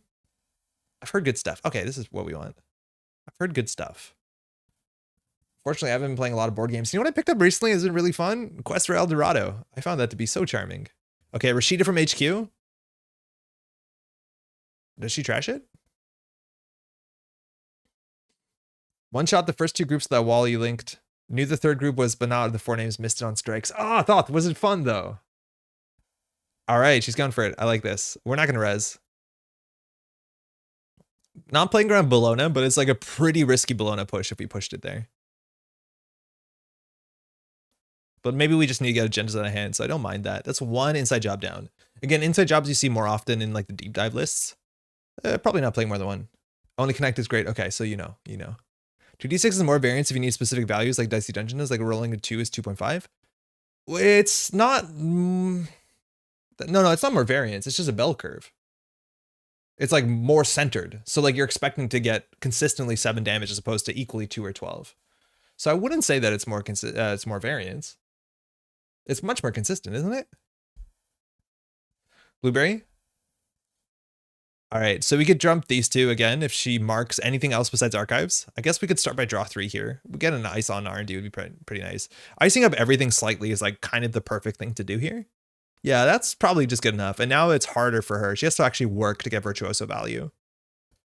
Right? I've been playing a bit of Virtuoso and I've found it quite expensive. And of course, the cost you get from not playing Penny Shaver is pretty immense and it adds up. And in situations like this where you do get locked out, it's not that different than Penny Shaver, but you have to work harder. Now, like Izzy needs to get Chesvas down, and then on top of that needs to find the twinnings, and then like this becomes a threat. In the context of needing called values, it's more variance. Yes, but we don't need called values. We just want to take as little damage, or like not take as little damage, but like not feel bad when they rolled 12 twice, which is equally as likely as rolling 2 twice. Yeah. I think on average you take more damage though. No. All right. Loses credit, doesn't have credit to lose. So then she takes trace 5 per tag. Ever since I was pointing out on coverage at Worlds, I cannot stop thinking about the fact that the word blueberry is trademarked. Yeah, it's blueberry TM. Let's advance the Mess and Chess though. Actual number of occurrences are much more variant, though obviously you would design the game around multiple dice. I'm not sure I understand. Archives is the mark 2. Bacillus is just good enough. Our deck doesn't run any 3-2s, but I'm appreciating Seamless Ladissa to score our 3-2s a bit more often. All right. I think we can push the Rashida. At that point, we're holding a few too many agendas in hand. Actually, I think we just put out the Vlad Grid and advance it once. If she runs anywhere else, we'll be able to score out our crypto. We'll just take a credit. We can advance it again. Actually, advancing it again is probably fine. Looks like a Bologna. Why is diesel not trademarked? It's literal diesel fuel. We can just sell it. Diesel's probably trademarked. I just think blueberry is not blueberry no more. A lot of lots called values in Dicey Dungeons. There's a whole class built around it. I'm not sure I know. I don't even think I've seen all the classes. I've seen like the robot, the thief, the soldier, the witch. But I don't think I've got through all of it. All right, so ideally, all right, we're running here. We'll res that. We have no money. We'll force a 3 credit loss and then a 3 more credit loss. The face check on this thing's disgusting. 6 credit loss. We paid 5, but we actually are ahead on that. Like imagine resing a toll booth, they lose 3. Like you often don't feel terrible about it. Now we only have 2 credits. The Vasilisa we can res. HQ is the mark though, and like nobody's dealing with endless Eula well besides Baba Yaga, which breaks it for 3. Oh, Baba Yaga. Love to see an endless Eula. Now next turn we can do install, advance, and bankrupt both of us. It's a strat. It's such a mean hit, and like nobody does with this well. Carpe diem. Oh, please go to 7 credits, Izzy. Click 1 more, please. I'm so sorry. Oh, she clicked the 7. Oh, wait, no, we can't res this. Never mind. She's safe. This costs 3 credits to res. I forget pretty quickly. I think we just do credit. We're open to diversion, but the diversion like puts us down to 0, but costs Izzy a lot. Like it costs 7 to get 5, so it's not the worst. Yeah, I know. Brave. If it was a Bologna, we could seamless it out, so we'd be happy either way. Unfortunately, it's just going to stay there, and next turn we can do it. Again, we need 3, 4, 5 credits, so we'll just click the 5 and maybe next turn take it. I just don't want to get diversioned here. It'd be a bit awkward. Vasilisa we'd probably run. R&D is the mark though, and Turnpike like overperforms for 2 credits for sure. Once you get down like Coffee and Begalter, it's a bit of a different story, but still.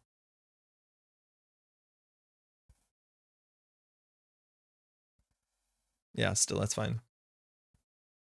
And either here we advance the Messna Chesto or we advance the Vlad. I want to advance the Messna Chesto because if Boomerang goes through there, we actually care about the credit differentials to protect the Vlad.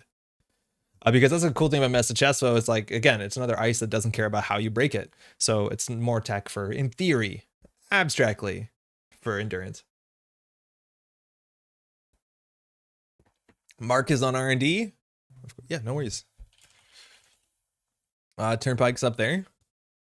Again, this is one of the more common NBN decks, or in terms of the ice that doesn't see play, that is standard only ice and NBN. I don't think it's that big of a pool. I think a lot of startup ice seats play. Actually, no, maybe that's not true at all. You get IP block, you get Endless Eula, you get Turnpike, you see Hydra. So that's actually a fair few standard cards. I don't think I'm gonna say any more sweeping statements because I feel like I feel like actually the ice suites are, I don't know. I feel like the ice and standard is like, I'm not sure. Oh, she could snipe the Crypto Crash here. Gonna lose a credit. Trace 5. That's a lot of money. Might just float a tag here or 2. We get an advancement. I'm gonna advance the Message Chesto. Unseen card. After that, Axis HQ. Please do not hit the Crypto Crash. Seamless launch. Okay, I think she knew that we had that. She wants to clear the tag again. And again, the single tag is so annoying for criminal, right? You have class acts, you have dirty laundries, you have so many resources. Or not dirty laundry, sorry, daily casts, class act. You have so many resources that, and let alone the twinning, which are pretty integral.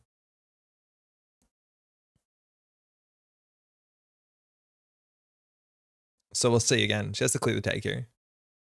But this is a very stark difference than just getting an endurance down with Adam and getting that pressure early. And a bit more economy, I think. I think the Tapworms did pretty good. I don't actually know what economy Adam played. I think it was like an overclock or 2, and maybe like a gamble. It didn't seem like it was that robust. But like, yeah, losing 6 to Message Chesto can't be a good start. I'm so scared to run advanceable stuff. Like if it's in a cat, it's like, okay. If it's a Message Chesto, it's like, oh, monstrous.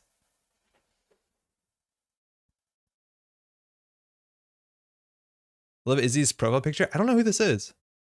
There's a Begalter. Okay. So she can deal with the Turnpike now for, what is it? 1 credit? 2 credits after the on encounter? There's a Cheza. Okay, that's gonna make it a lot cheaper. And she's on 3. So if we want to push If we want to push for this crypto, I don't think it's that sweet. I think we would want to ice up centrals. I think we do just like go over hedge fund level. We put this on R&D likely. Vasilisa is still a bit of a nightmare. Like we could just ice up everything. I'm going to get the Rashida in here, I guess. I'd rather score an off-roll than this. It's a Mighty Blight from the Owl House. I don't know what the Owl House is. So here we're like really betting that the mark is anywhere besides archives. Let's hope for the best. No archives mark. R&D, nice. Okay. So the message Chesso will be a 3 credit loss. Again, you do want to protect your sentries to some extent. This one's the worst one here. She breaks us for free. While we get an advancement, that can be interesting, but it still costs us money. So we can Rashida here. Message Chespo. This feels bad, right? Because we take all her money. And then with the crypto crash is totally dead. Hopefully we draw into something better. Like a off-world would be sick because our money's not doing it here. What is the Owl House?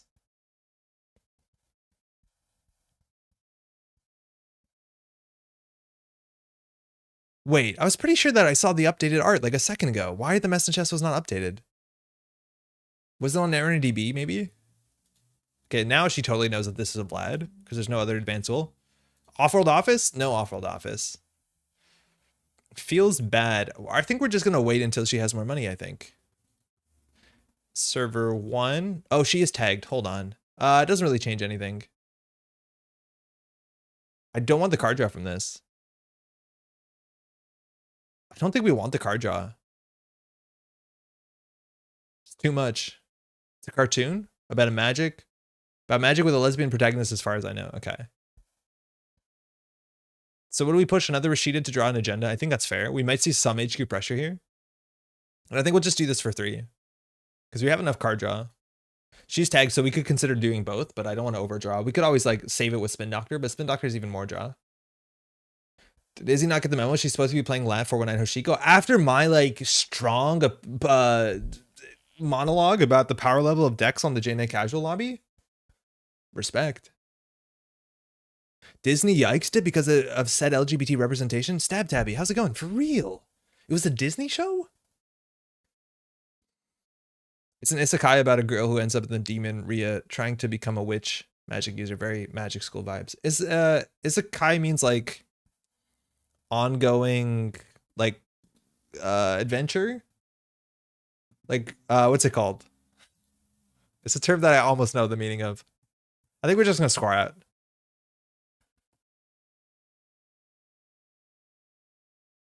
Like serial adventures that are not attached, right? By lore. Okay, we have too much in our hand, so I don't think we have to like fast advance this out. So we're just gonna continue putting things on things. This is fine. It gives us value. Transport it to another world. Oh, that's what it means. Okay. I thought it just meant like going on serial adventures that are unconnected. Transported to another world. Ah, thank you. Yeah, I don't watch a lot of anime. 3 clicks, gonna draw a card, daily cast. Is he not a lot of money? We can just seamless this thing out. We can do seamless advance. We can also flip the Vlad, do seamless Vlad, and then have 2 clicks left. So we could jam the crypto crash, advance it once. Is that good enough? I don't think so. Have you seen Edge Runners? No, I haven't yet, but I haven't been really excited about Cyberpunk since that thing came out. I know it's meant to be much better. Okay, we're gonna start scoring. I do think we res this.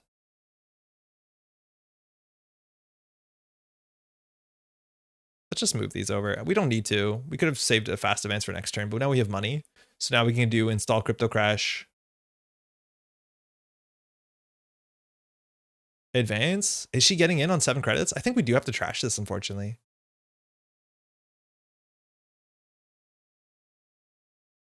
Yeah, something like that. It's a bit ugly. I've heard good stuff about Edge Runners. I really have. I know it's quite good. Next turn, seamless is to score crypto. Oh yeah, if we just advanced and then we could just seamless to crypto. Yeah, I see what you mean. If we just kept it on the table and kept our Vlad. Yeah, I don't think I like the line that we played. It does keep down the daily cast, which is kind of important. It seems a bit nonsense when we're scoring the crypto crash out. It's what got me back into Netrunner for real. How often do they say the word Netrunner in that? It's more based on Cyberpunk Red than Cyberpunk 2077. No, I've heard really good stuff. I know it's quite colorful, and I think it's on Netflix, which I have access to, so why not? Reason why is only Connect.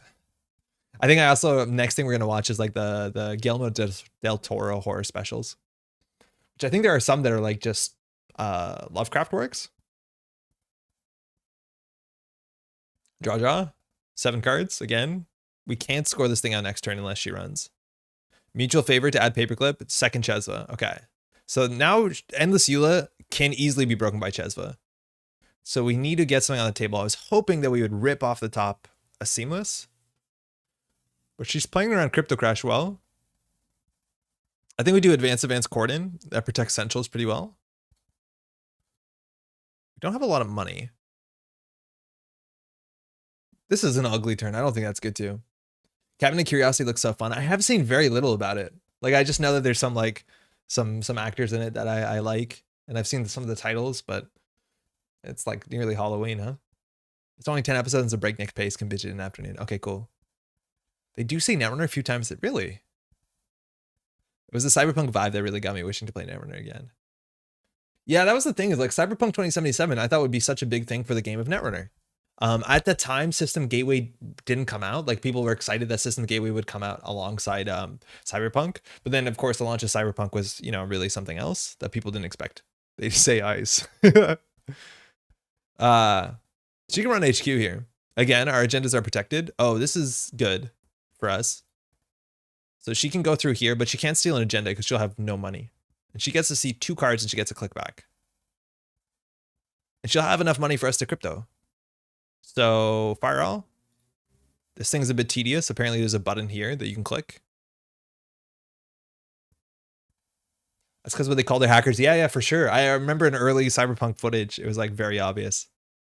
All right, she's through. I'm going to advance the NGO friend because our money is not amazing, especially once we score this out. I don't think Cyberpunk 2077 was a good advertisement for Netrunner when it came out. No, definitely not. But I think people obviously had different expectations. NGO front, can't trash, off-world office, can't steal because it costs 4 credits because of the ongoing ability for NAP Cordon. But now she knows it's there, and it's only 2 credits to check HQ. But now Izzy needs to figure out how to dump 7 credits because we have a crypto coming. Things like this also, like, while this is an NGO front, you're sometimes scared that this is a reversed account. If it's just a cheeky Ertica, I think I would put it out there. We're excited about the Guillermo del Toro thing. I think some of the stuff is already out. I think like 2 episodes came out on the 26th, like yesterday, maybe.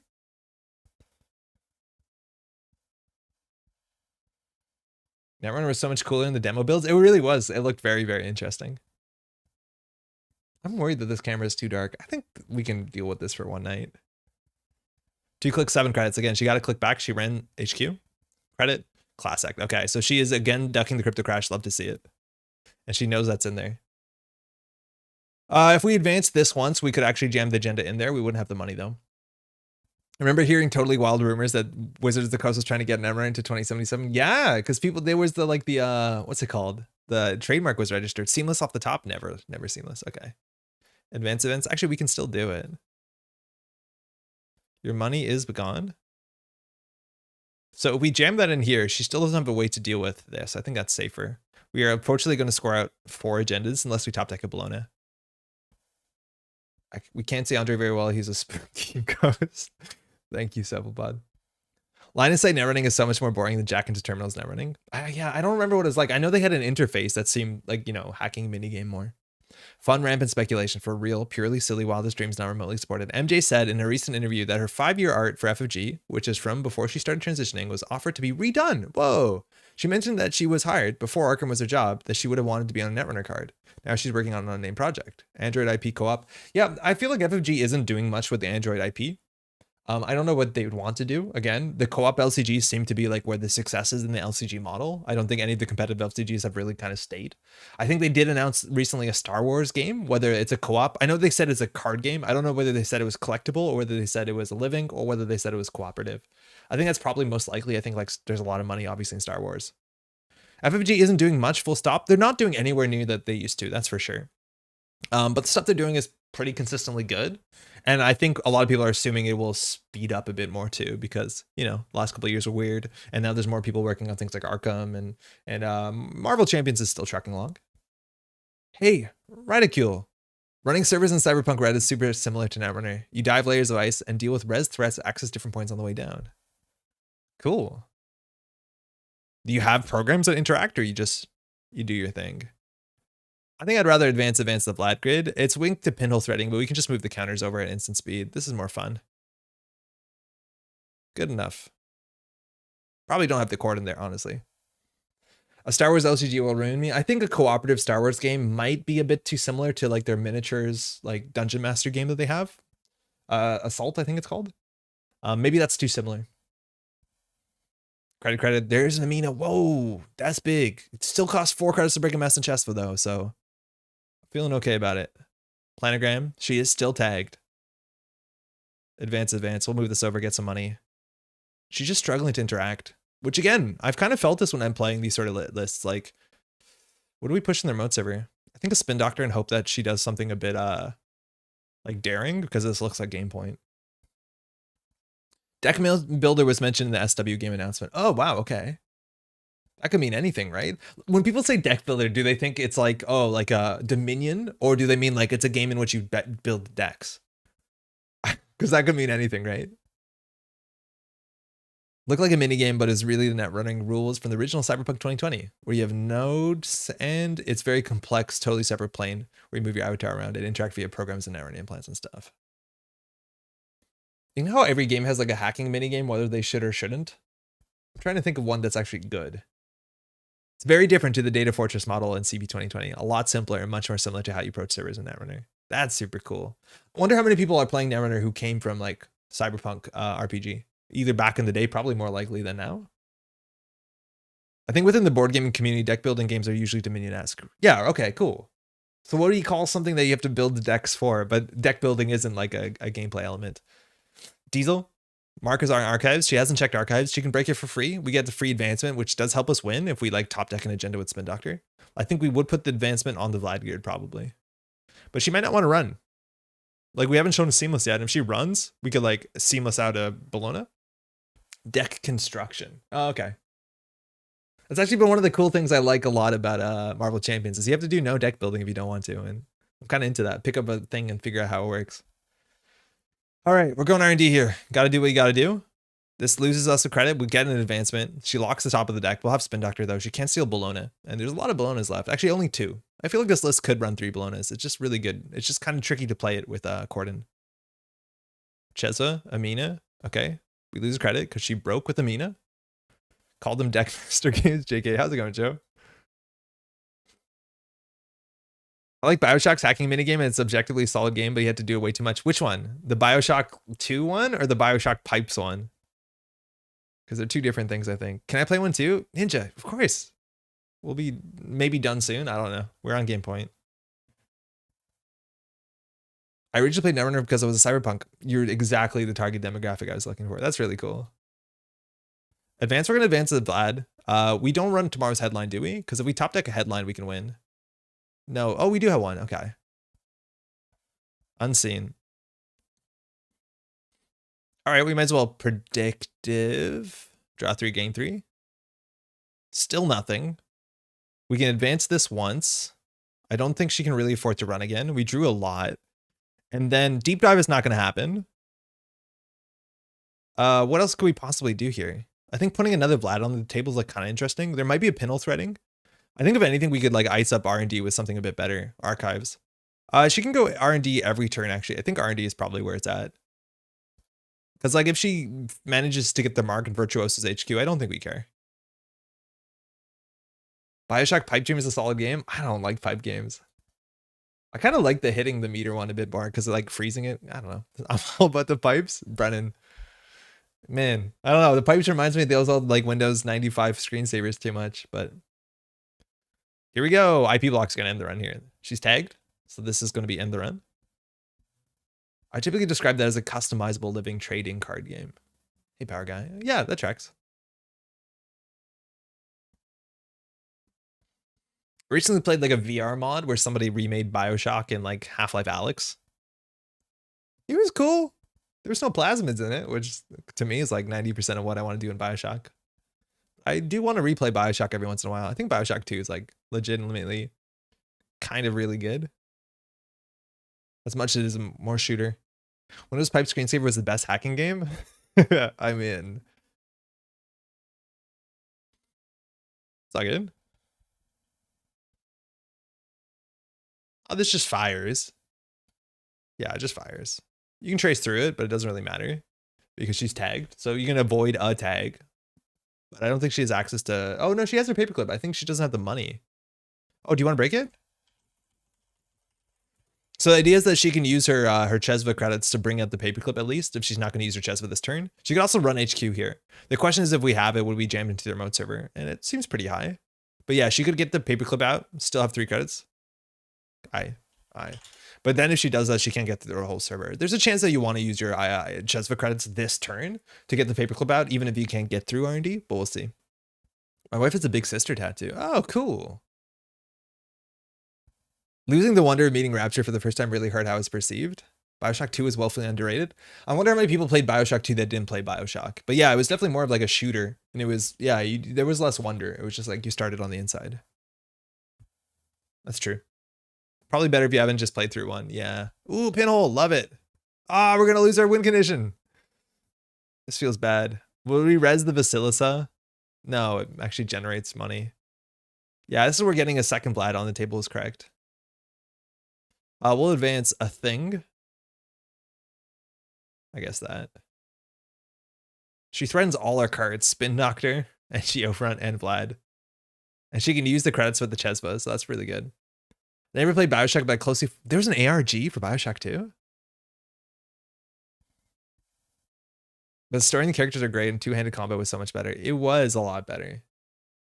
I was talking to someone recently about how like the camera was like a surprisingly fun feature of that game. And it truly was. Like, I don't know why I was so jazzed to use the camera in that game. I think we just do server 1. Advance puts us down to not a lot of money. Oh shit. She knows this is probably the upgrade again. If we trash the Spin Doctor, she would think this is maybe the Bologna. But we have 9 credits. We have the NGO here. Big Sisters were designed by the guy behind Invader Zim and JTHM. I don't know what that is. I never also watched Invader Zim though. Click for 4. Click for 3. Run. Okay. All right. So maybe she thinks it's a Bologna, but no matter what, she has to deal with the Vlad. We'll res the IP block. Okay. This requires a breaker, and you cannot use Chesva on this. So that might be not enough money. One of the last PAX East I attended, there was a woman with amazing Big Sister cosplay lights, amazing props. She had the movement down super well. She could make it play the scream from Command in her helmet. Oh, that's super cool. The guy we follow is looking for Rapture, and apparently in the game there's an audio log of him becoming a big daddy. The guy we follow? What's that? Wait, I think I missed something. Even though the game is bad, I've had an urge to play Bio Infinite. I've had an urge to look at Bio Infinite. I do think it's actually quite bad. I don't know if you remember the preview videos they showed of Bioshock Infinite, like, you know, Ken Levine's fever dream of something that was like very impossible to implement with all the crows. And it was so cool. Oh, cool. We top deck that. We should have enough money. So in theory, we could even seamless this. So we'll res, install, advance, and we'll just move that over. Yeah, that was brutal. Just not a lot of economy. Struggling to get in. And that's the issue. Obviously, you can get locked out super easy. Good game. When you know, your economy is depending on getting in. Things like just endlessly hard to deal with. You need the double Chesvas. But I've seen that a fair bit with these sort of lists. It sometimes can be difficult. And you see like the power of endurance, obviously. It helps. But yeah, the targeted 3 ice stacks, you're seeing that a lot more. The concept trailers were so good. How's it been? Yeah, this can be rough. The early face check into the Mestne Chesvo was so hard. The CG Infinite cutscene teasers got me so hype 11 years ago. Yeah, me too. Hold on, I have to. Somebody said its name. It was really, really impressive. And then the game came out, and I don't know, ludonarrative distance. You know what the conversation's like. Yeah, Pinhole is awesome. was considering getting another, what's it called? Vlad on the table. The Archives Ice. Let's Vasilisa. No good. But yeah, that we didn't flood up. We can get them out of there. We didn't get a single doofin. No, the doof is like, it's not the worst because it gets our money down. I still think it's credit negative for Izzy, but like 2 credits to run. Oh, not anymore with double Chesva. But yeah, a doof buys you a turn or 2. Oh, for sure, yeah. Attack punishment. Wild time. I think Infinite was quite good in places, fell short in others, but the gameplay was good, and some of the character work was really, really good. The character work, the way that like your companion was not a burden, was actually really, really like fascinating at the time. How like she would offer you stuff and like the interaction that was good. I don't know how much of like the character work like is Disney princess-ish shit in a way that's like unempowering. I don't know. I don't remember it too well, excuse me. But I think the combat loop with like being reborn over and over again kind of didn't make any sense, and I feel like that wasn't well thought out at all. There was just some grinders. Hey, thanks for the game. Some grinders of sections. Gunplay seemed okay. It was pretty fun. The whole that you started murdering everyone in the whole town for no reason after they're racist, like it was a bit of a jump, admittedly. I'm not apologizing for the racism, but like it was like, do you want to throw the baseball? No, I guess you're gonna have to shred everyone up. Yeah, I don't know. I feel like Booker didn't really need to murder everyone there. It was a weird game. Pretty. Ah, you made it in. Hey, you made it in. Combat section tended to go long at times. Yeah, it was strange. I remember the whole like the twins thing. At the ending at the time, I thought it was like really cool. I was much younger at the time. I don't know if it like still is cool. If it like still makes sense. All right, Ninja K want to play? Ooh, it's another Sable. Hold on, my lightning fell apart. The Lutesses, that's what they are. Yes. Strong thunderstorm. All right. What do we do here? IP block, crypto crash early is like a bit sus. It's like kind of hard against criminal to score early. This could be an apocalypse, like 3 times APOC sometimes does it. We have a mess in Chester from HQ, which is fine. The only thing is like it's bad to boomerang. At least it's not the worst to boomerang. We'll keep. I meant to keep that. I honestly feel good about this though. I meant to hit keep. There's a great GDC talk about Elizabeth and her AI development that was fascinating. It was really cool at the time to be like, oh, it's like escort quest. And then you're like, wait, actually, this is really cool. Like it never felt burdensome. And it felt like you were talking to someone. Like that sort of organic banter you don't see delivered that well in too many games. All right, this goes on HQ. Hopefully we don't have to res it. I'm going to play one of these for credits in case we have to res it. And then I'm going to ice up R&D with the Vasilisa. It's like just annoying enough. Again, eventually this is a liability when they get Cheswood up.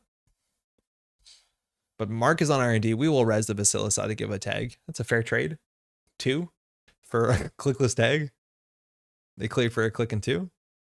They do get the access though. And their early economy, like I don't know what it's going to be, but like they need to get Bologna credits.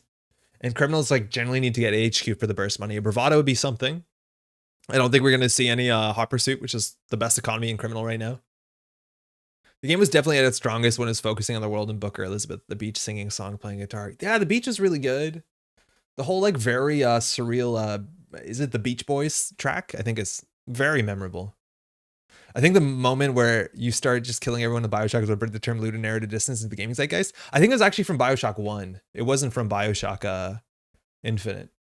Bioshock 1 also has like kind of wild lewd. Actually, was it from Infinite? Yeah, maybe you're right. It was Infinite. I think that is the origin of the lewd and narrative dissonance. Yeah, you're totally right. Oh, there's a Boomerang HQ. Down to 0 credits though. Hard hitting news kind of hits like a truck. And Endless Wheel, you love to res it. I think we can get the access in here though. Like the access, there's no punishment here, right? Like if they want to tap warm us, they can run anything else. They can't trash anything. Here we get our advancement. Never mind, but you know what I mean? The term started out with Uncharted 1 for real. I thought it was a Bioshock essay. But yeah, Tomb Raider and Uncharted actually have that as well, where he starts murdering everyone for no reason. Well, because they're in the way, I guess, but doesn't make sense. I'm gonna planogram for money. Obviously, we need cards. The music that came through time. Yeah, that's a really good section. I remember listening to video essays, and I don't remember the name of I think it's Matthew Matosis. And like, it's a bit of an interesting thesis on the subject. I'm going to protect this here. But the way that he said his problem was Bioshock was it wasn't racist enough. which like obviously that's a pretty wild sentence. But the idea was like they wanted to show slavery, but then they like didn't make it as horrible as it probably should have been. Which like I don't know, that's like a weird like I wouldn't be comfortable saying that like this is not racist enough, but I do think to some extent there's some correct parts there. Like they show off, you know, second class citizens. Why is this? Oh, because they're named Ninja. Yeah, but they kind of like sugarcoat parts of it. Like it's not as horrible as it could be. I guess it was it's probably an M-rated game. If anyone had played to the last quarter of Control, terrible name as SEO, the ashtray sequence was amazingly hype. I'm not huge on linear story games, but that was astounding. Thinking of it because the soundtrack was a huge part of that.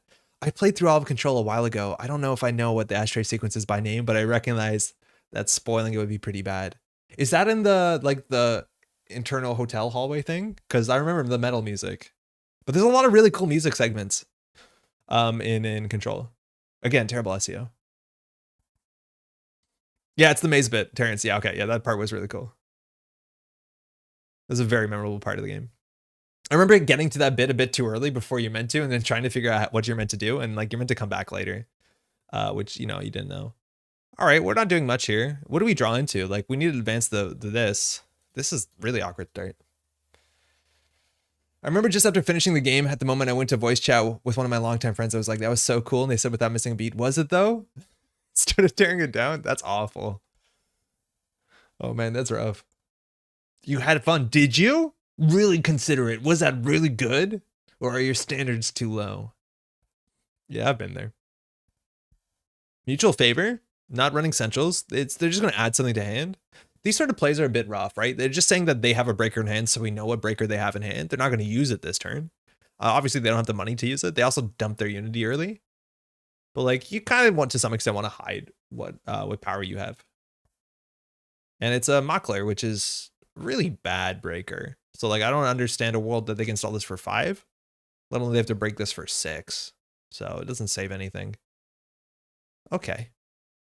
Urtica. Oh. I'm gonna put that in a naked server and they can run it. Because if they run it, I honestly don't know if we advance it. I think we advance the lead. Let's have some fun. Let's have some fun. NGO fronts for days. Daily Cascade 2. Not a really strong economy start. Oh, double daily cast is pretty good. That's respectable. They might not run here because they can't trash things. I wonder if we hit the mock clips, they have no barrier breakers anymore. Not that we've any end the run barriers unless they're tagged, because everything else can be dealt with, right? Like you can pay 6, IP block you can trace. Isn't the idea that Urtica protects your Vlad grid? Yes, but I don't think they'll run it. Well, this they will. Do we want to do 4 damage? No, I want to do 3 damage again in Urtica. We missed the Mockler. I don't think it matters. I think if they install the Mockler, it actually helps us more than them. But we hit a sneak door beta, which is kind of sick. We don't trash that for 2. Don't you always advance a Vlad? Yeah. Here we always advance a Vlad. Just a bit. Trying to use the mutual as well in our game was hard. I never had the economy to get the breaker and immediately use it. But if you don't spend the money, I was worried about Crypto Crash. Yeah, no, Izzy, I think you played around Crypto Crash well, where if your money was high, you dunked into it, like you spent it. And I think that's correct. I think the fear of Crypto Crash is like overwhelming. Oh, well, they've solved their economy, so Crypto Crash isn't overwhelming here, unfortunately. I want an off-world office more than Crypto Crash. IP block's good enough. Again, I don't know what console they're on. They're going to be a 4 credits next turn, which is something. But like, we can't afford to score this out to go down to 0. I'm just going to hope we draw into a better agenda.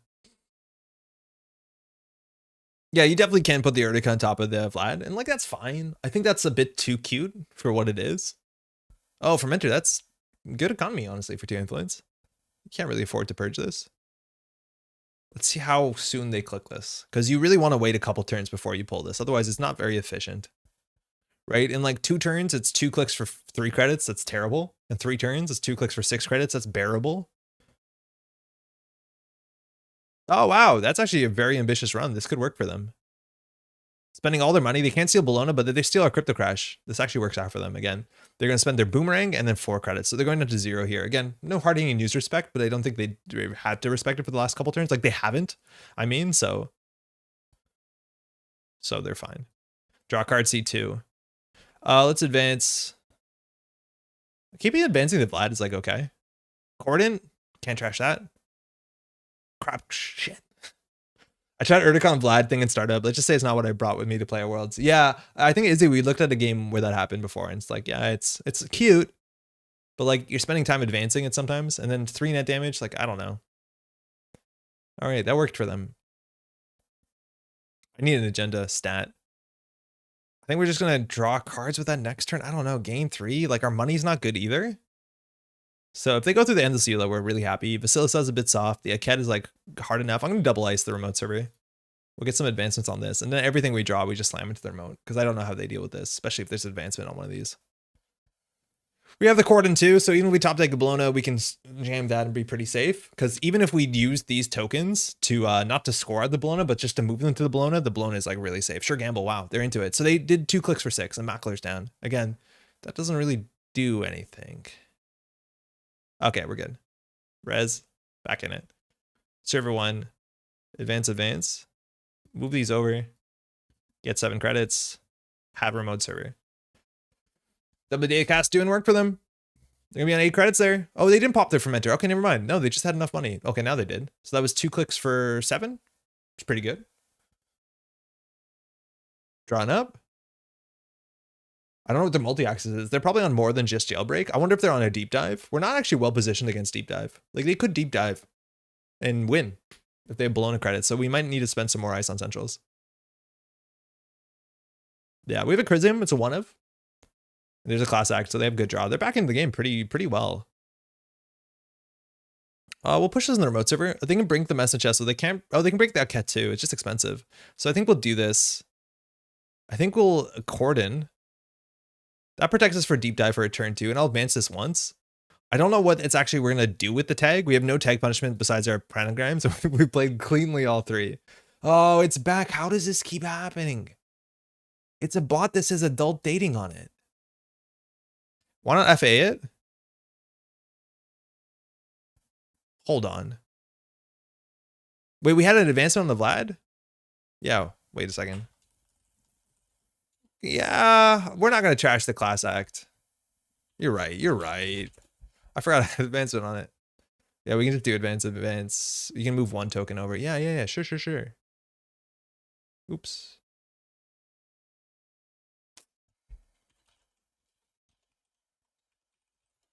Haha.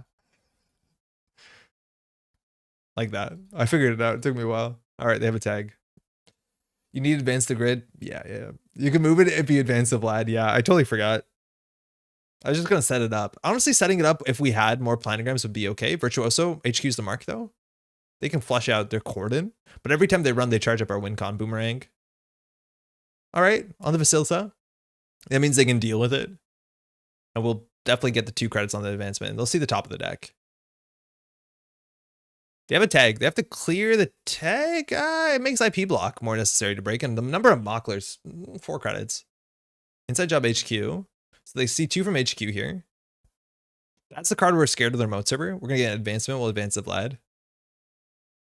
IP block. And then the Vlad, which they probably don't want to trash. We have 1 on the table. They know we have the Cordon in hand too, but they already accessed it. So we didn't lose much.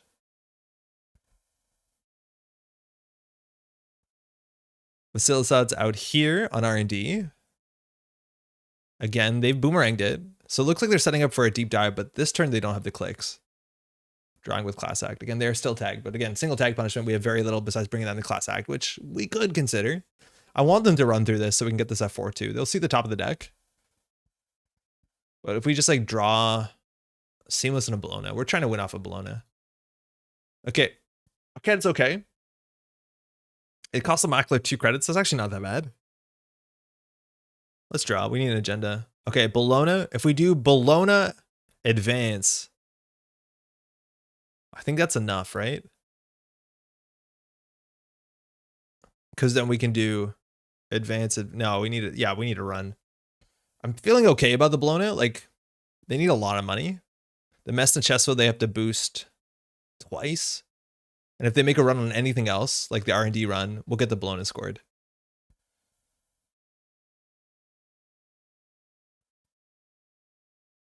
Yeah, after those daily casts, I don't think they've produced a lot of money. No. And this is the thing, like they played a Unity on turn 1, and like maybe that makes them more aggressive, but it did nothing. It just cost them 3 credits. They're inside jobbing, so they don't encounter the ice. And a single here, they can't steal Bologna, but they could steal 4-2. That'll be the winning run.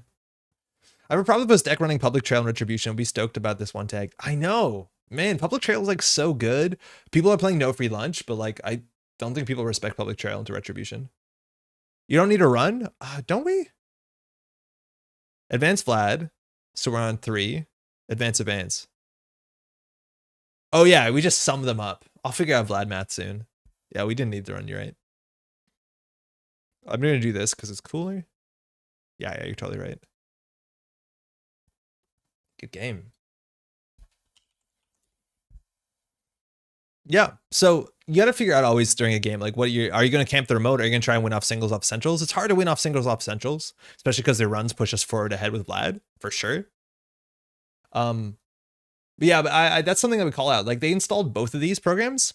This is for 5 and this for 3, and they didn't use them once. And that's always the thing. It's like, oh, we install the breakers you need because this stuff is expensive. That's the money they need to steal Bologna and stuff like that. I think that's a really easy thing to start playing around a lot, right? Because I think a lot of players want to get their breakers down early because they're scared inherently of ice, and that's true. There are some bad face checks. Like I think Mess and Chest would be the worst case probably.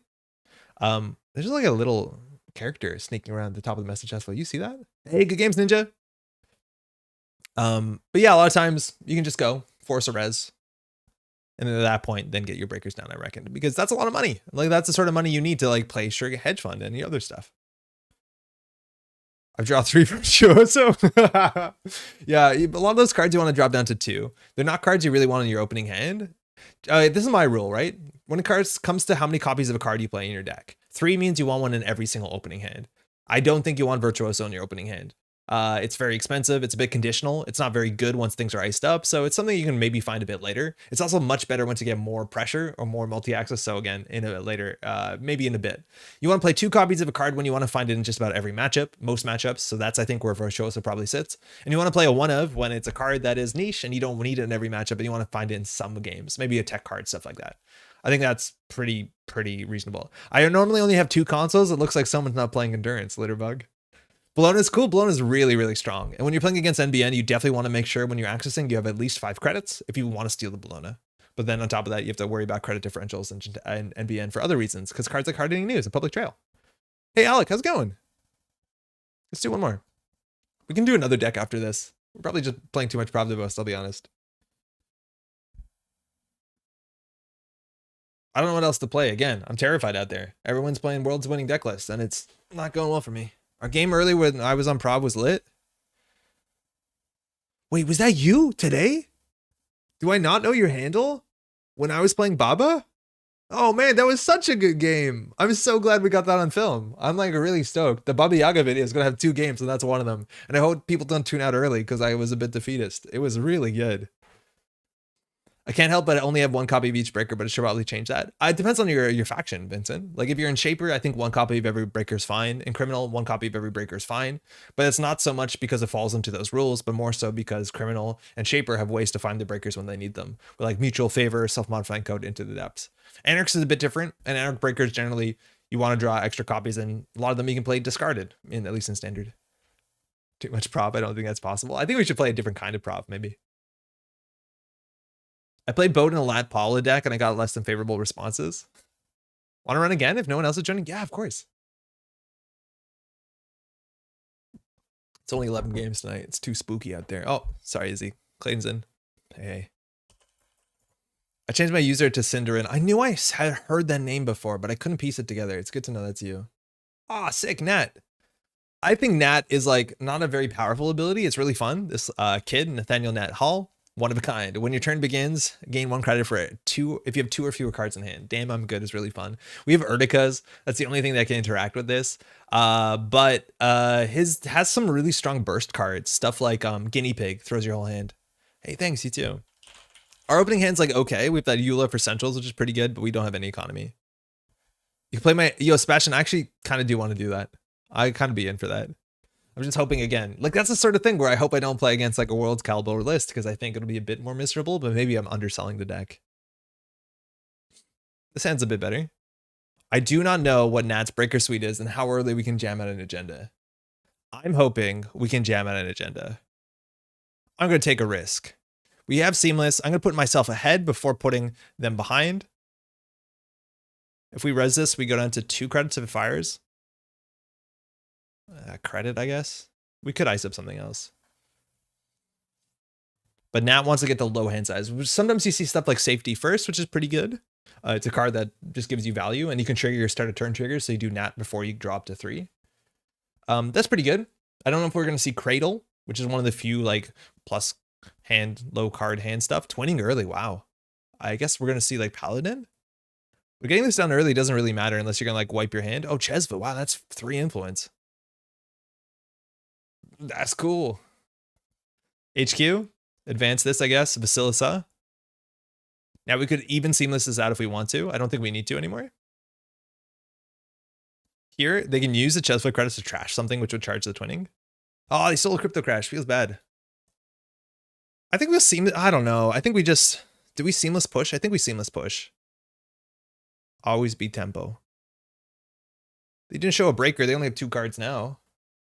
Now, if they run, again, they want to run with twinning Chesva, we'll get another advancement on Crypto Crash. The Guinea Pig will take away all their money. Career Fair is also kind of like an awkward card. Sometimes if you have low cards in hand, this is hard to play, but it does get a lot of cards out of your hand for a single click. I wonder if we're going to see anything too spicy. So far, Nat has fired 0 times. Daily cast. I don't want to crypto that. 2 credits. Okay, not that we can.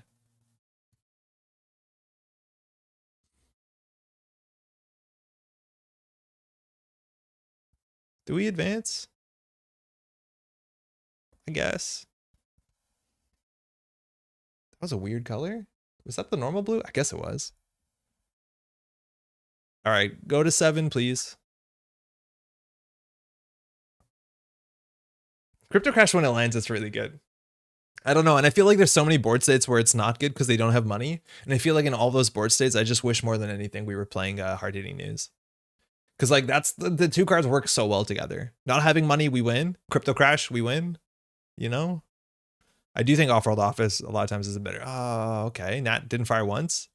We are going to score out a Crypto Crash. Huh? We're going to score out a Crypto Crash to make them cost 0. I'm not going to do that. I'm going to advance this and pretend it's a Vlad. So we'll do new remote. Res. Okay. I don't know if they're on Chisel. Maybe. I wonder if they're on like Chistushka mess. I think with the twinning, maybe not. I'm really hoping that they have some credits at some point. Otherwise, again, we could just jam out Bolognas if we top deck them. They can trash the Cordon for free from our hand. Same with the Spin Doctor. We do have a spin on the table though, so if they trash cards, it's like not as bad. Please play a Guinea Pig. I think Guinea Pig jumps them up to like 8 credits or something. Maybe 10 credits. It costs 6, I think. And you have to trash your whole hand. Maybe it's more than that. Carnivore. Okay, that makes sense. That gets cards out of hand. Works with the twinning. Man, Carnivore is cool. Throwing out a Paperclip and MK Ultra. Okay, so these are the heat breakers in standard that you can install when you need them. Again, they don't have money. But at some point, I'm not scoring this thing out. I refuse. Come for me. Come. Start running. It's an NGO front. Daily cast. Nat hasn't fired once. If you want to play a 40 card minimum, there's other ways to do it in standard. I wonder if they're respecting like the Rizeki threat. This Nat deck looks pretty spicy. It's doing nothing Nat so far. Like that's what I'm confused about. Besides damn I'm good, which is the most. Oh, they're on 9 credits. We finally did it. We have outlasted the storm. Advance, advance. Nat did fire turn 2. I missed it. Okay. Why Chesva over multi-threader? Because it allows you to do anything, which is much more flexible than just use icebreakers or programs or whatever it is. All right, we got him down to 2. Here we want to jam something, but unfortunately we have nothing to jam. Aket Eula is still pretty expensive. And then we can, I'm just going to ice up HQ. It's not really necessary, but it keeps them out from like getting incidental value. You see, with Chesva, they can trace IP block. With Chesva, they can steal Bologna. With Chesva, they can trash NAPD Cordon. Chesva is so much better. Obviously, 2 more influences like big. It's also cheaper, so it pays out. And it has 2 credits, like it pays out. Oh, the other one has 2 credits as well. Excuse me, I'm thinking mental for a second. But it's like night and day, I think. I think the power level of Chesva and multi-thread are not comparable. Multi-threaded charges twinning twice as fast if they're on carnivore to trash anyways. Oh, because they can use it on their turn? Yeah, if they have something to boost, but like the Anarch Breakers are really bad to boost with multi-threader on our turn, right? Like you can't boost paper, you could boost Paperclip, I guess, yeah. But you can't boost Ultra Ultra. So yes and no, yeah. Yes and no. We top deck a blown, I think we're in a really good spot. Paperclip out. Okay, no Vlad. I think we eat the Spin Doctor for Seamless and we just go find a second one. Get a Bologna. That's why I wish the list actually had more Bolognas in them.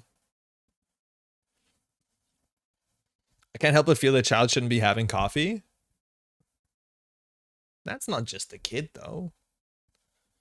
He's a damn good kid. He's got power gloves. This one says M, Zellinger, and somebody. That's pretty interesting. Should be seeing this dim dealer. All right, we're going to end Reza Eula. Yeah. You can spend your money on this. They can trash the Vlad for free, mind you. Paperclip before.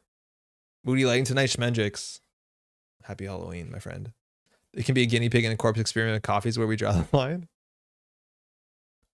All right, now they actually can't get through the Aket. This looks like it's all our money. DRM as third Bologna.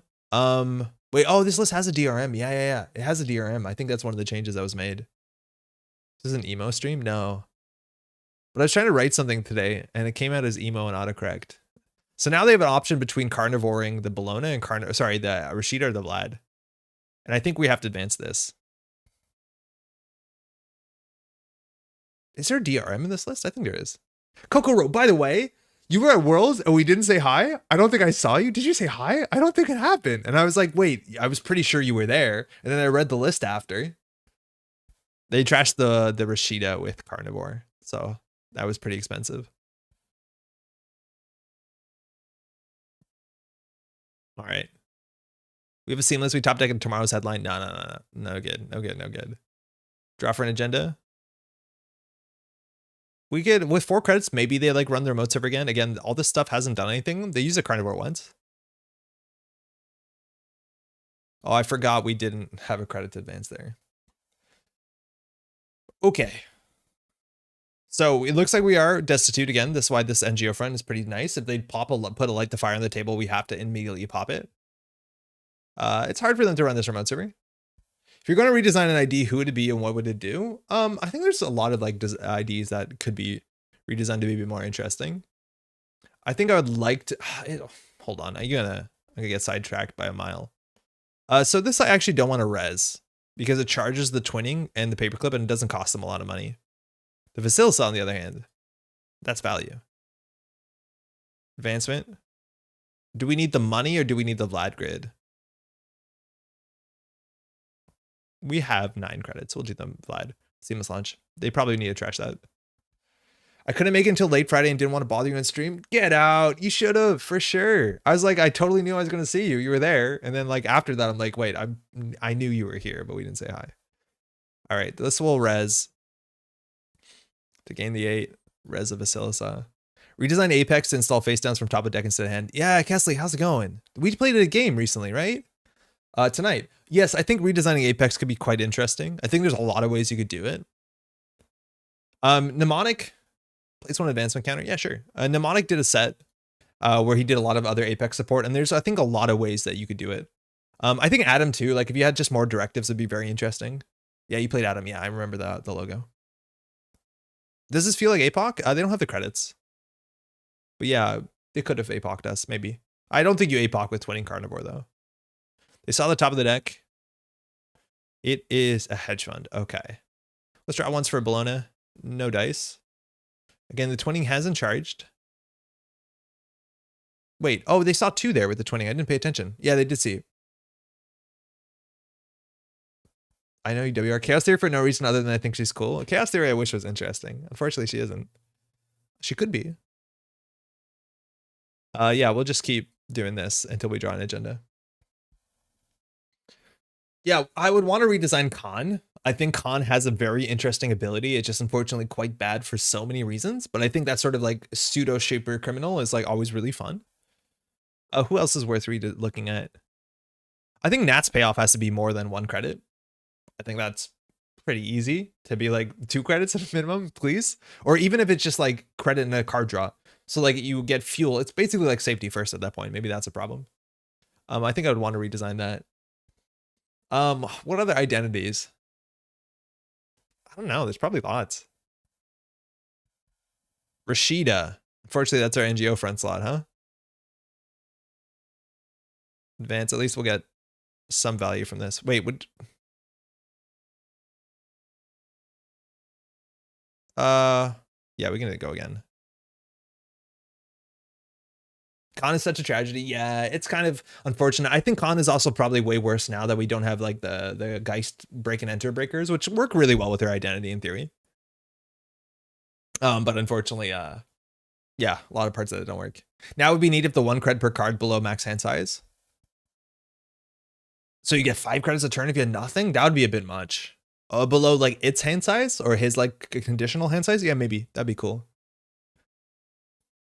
Yeah, I don't know. I wish Nat's ability, like it's force destructive. I wish it was actually a bit more destructive. But again, I feel like we're just playing Adam at that point. I don't know. Khan would be my pick too because I love birds, which is a silly reason, but I can't even think of how to make an ability good with keeping criminal flavor. I think you just need to tweak the numbers. Runner is acting. All good? You're on 9. If we top deck a crypto crash here, we're feeling pretty good. Okay, cool. So we'll start a turn. This, if you hit mandatory draw, it asks you to fire Rashida. I just don't do it like that. Yo, where are the agendas at? Oh my, oh my. Make Apex no resources ability something less punishing. Yeah. I do wish Apex, like if Apex installed cards off the top of the deck so it didn't cost you the resource from hand, I think would be a fair bit better. Or also if you install a card you just automatically drew, so you cycled. I think there's a lot of ways to make that more interesting. It's just Apex has a lot of downsides.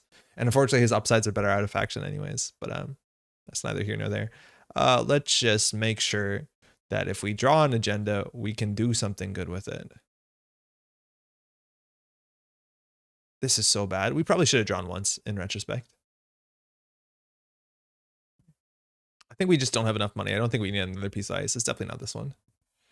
Why does Crim want an ability to install programs from hand after they already have a breaker out though? Because with the birds, you're meant to like return them to hand and reinstall them a full bunch. The problem is that those breakers are way too expensive, which is probably for the best. I think D-Res being that popular would be a problem. I'm not resing this. The Cordon's the only card in hand we want. Maybe also the Blad. 1 advancement. Okay. Maybe if you could install the breakers for free with Khan instead of 1 less, that would be like busted powerful with the birds, but probably even not that bad considering how expensive they are. Yeah, I see what you mean. You can also just make a pawn shop a virtual resource for Apex is instantly 30 times better. Yeah, for sure. Tried to play some Apex this week. Had a hard time. Really hard time. We're going to play some Apex again after this, I reckon. We're going in. Message Chesvo. This could be a deep dive.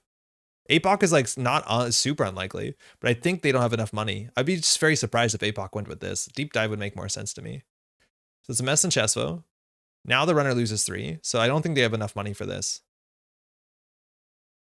Do they want to continue into an IP block, which will end the run and give them a tag? Okay. So this is 3 credits. They don't have 3 credits. They don't have a link. Apex Legends? Yo, you mean? Hey, skip on. I have never been an Apex Legend. It just never worked out for me. Baza is the true Apex Legend. All right, Trace 3. Criminal known for the use of icebreakers is such a weird and bad space. Well, criminals kind of were. Like criminals also had, outside of icebreakers, had a lot of like really interesting one-cost like utility programs like Gorman Drip, Bankroll, thinking of more of them. The glue one with the glue on it. Cortez chip is a hard. Where are the agendas? Draw. I guess we're scoring a couple more agendas than we wanted to. Yeah, Khan's only icebreakers. That I'm very aware of that. I guess that's gone. Can confirm. Hey Mark, that D-Res being strong is incredibly impressive. Had a low stack a while with GPI, Netab, Zamba, Rubicon. Yeah, and Hernando essentially made an ice res a 3 cred swing. Yeah, you just didn't res ice. No, you're totally right. Like we're all lucky that D-Res is not good. Some tactical D-Res is probably fun, but like D-Res on a stick is not good. And if it's ever good, like people just start playing here we can res that actually costs money because they don't have the twinning anymore.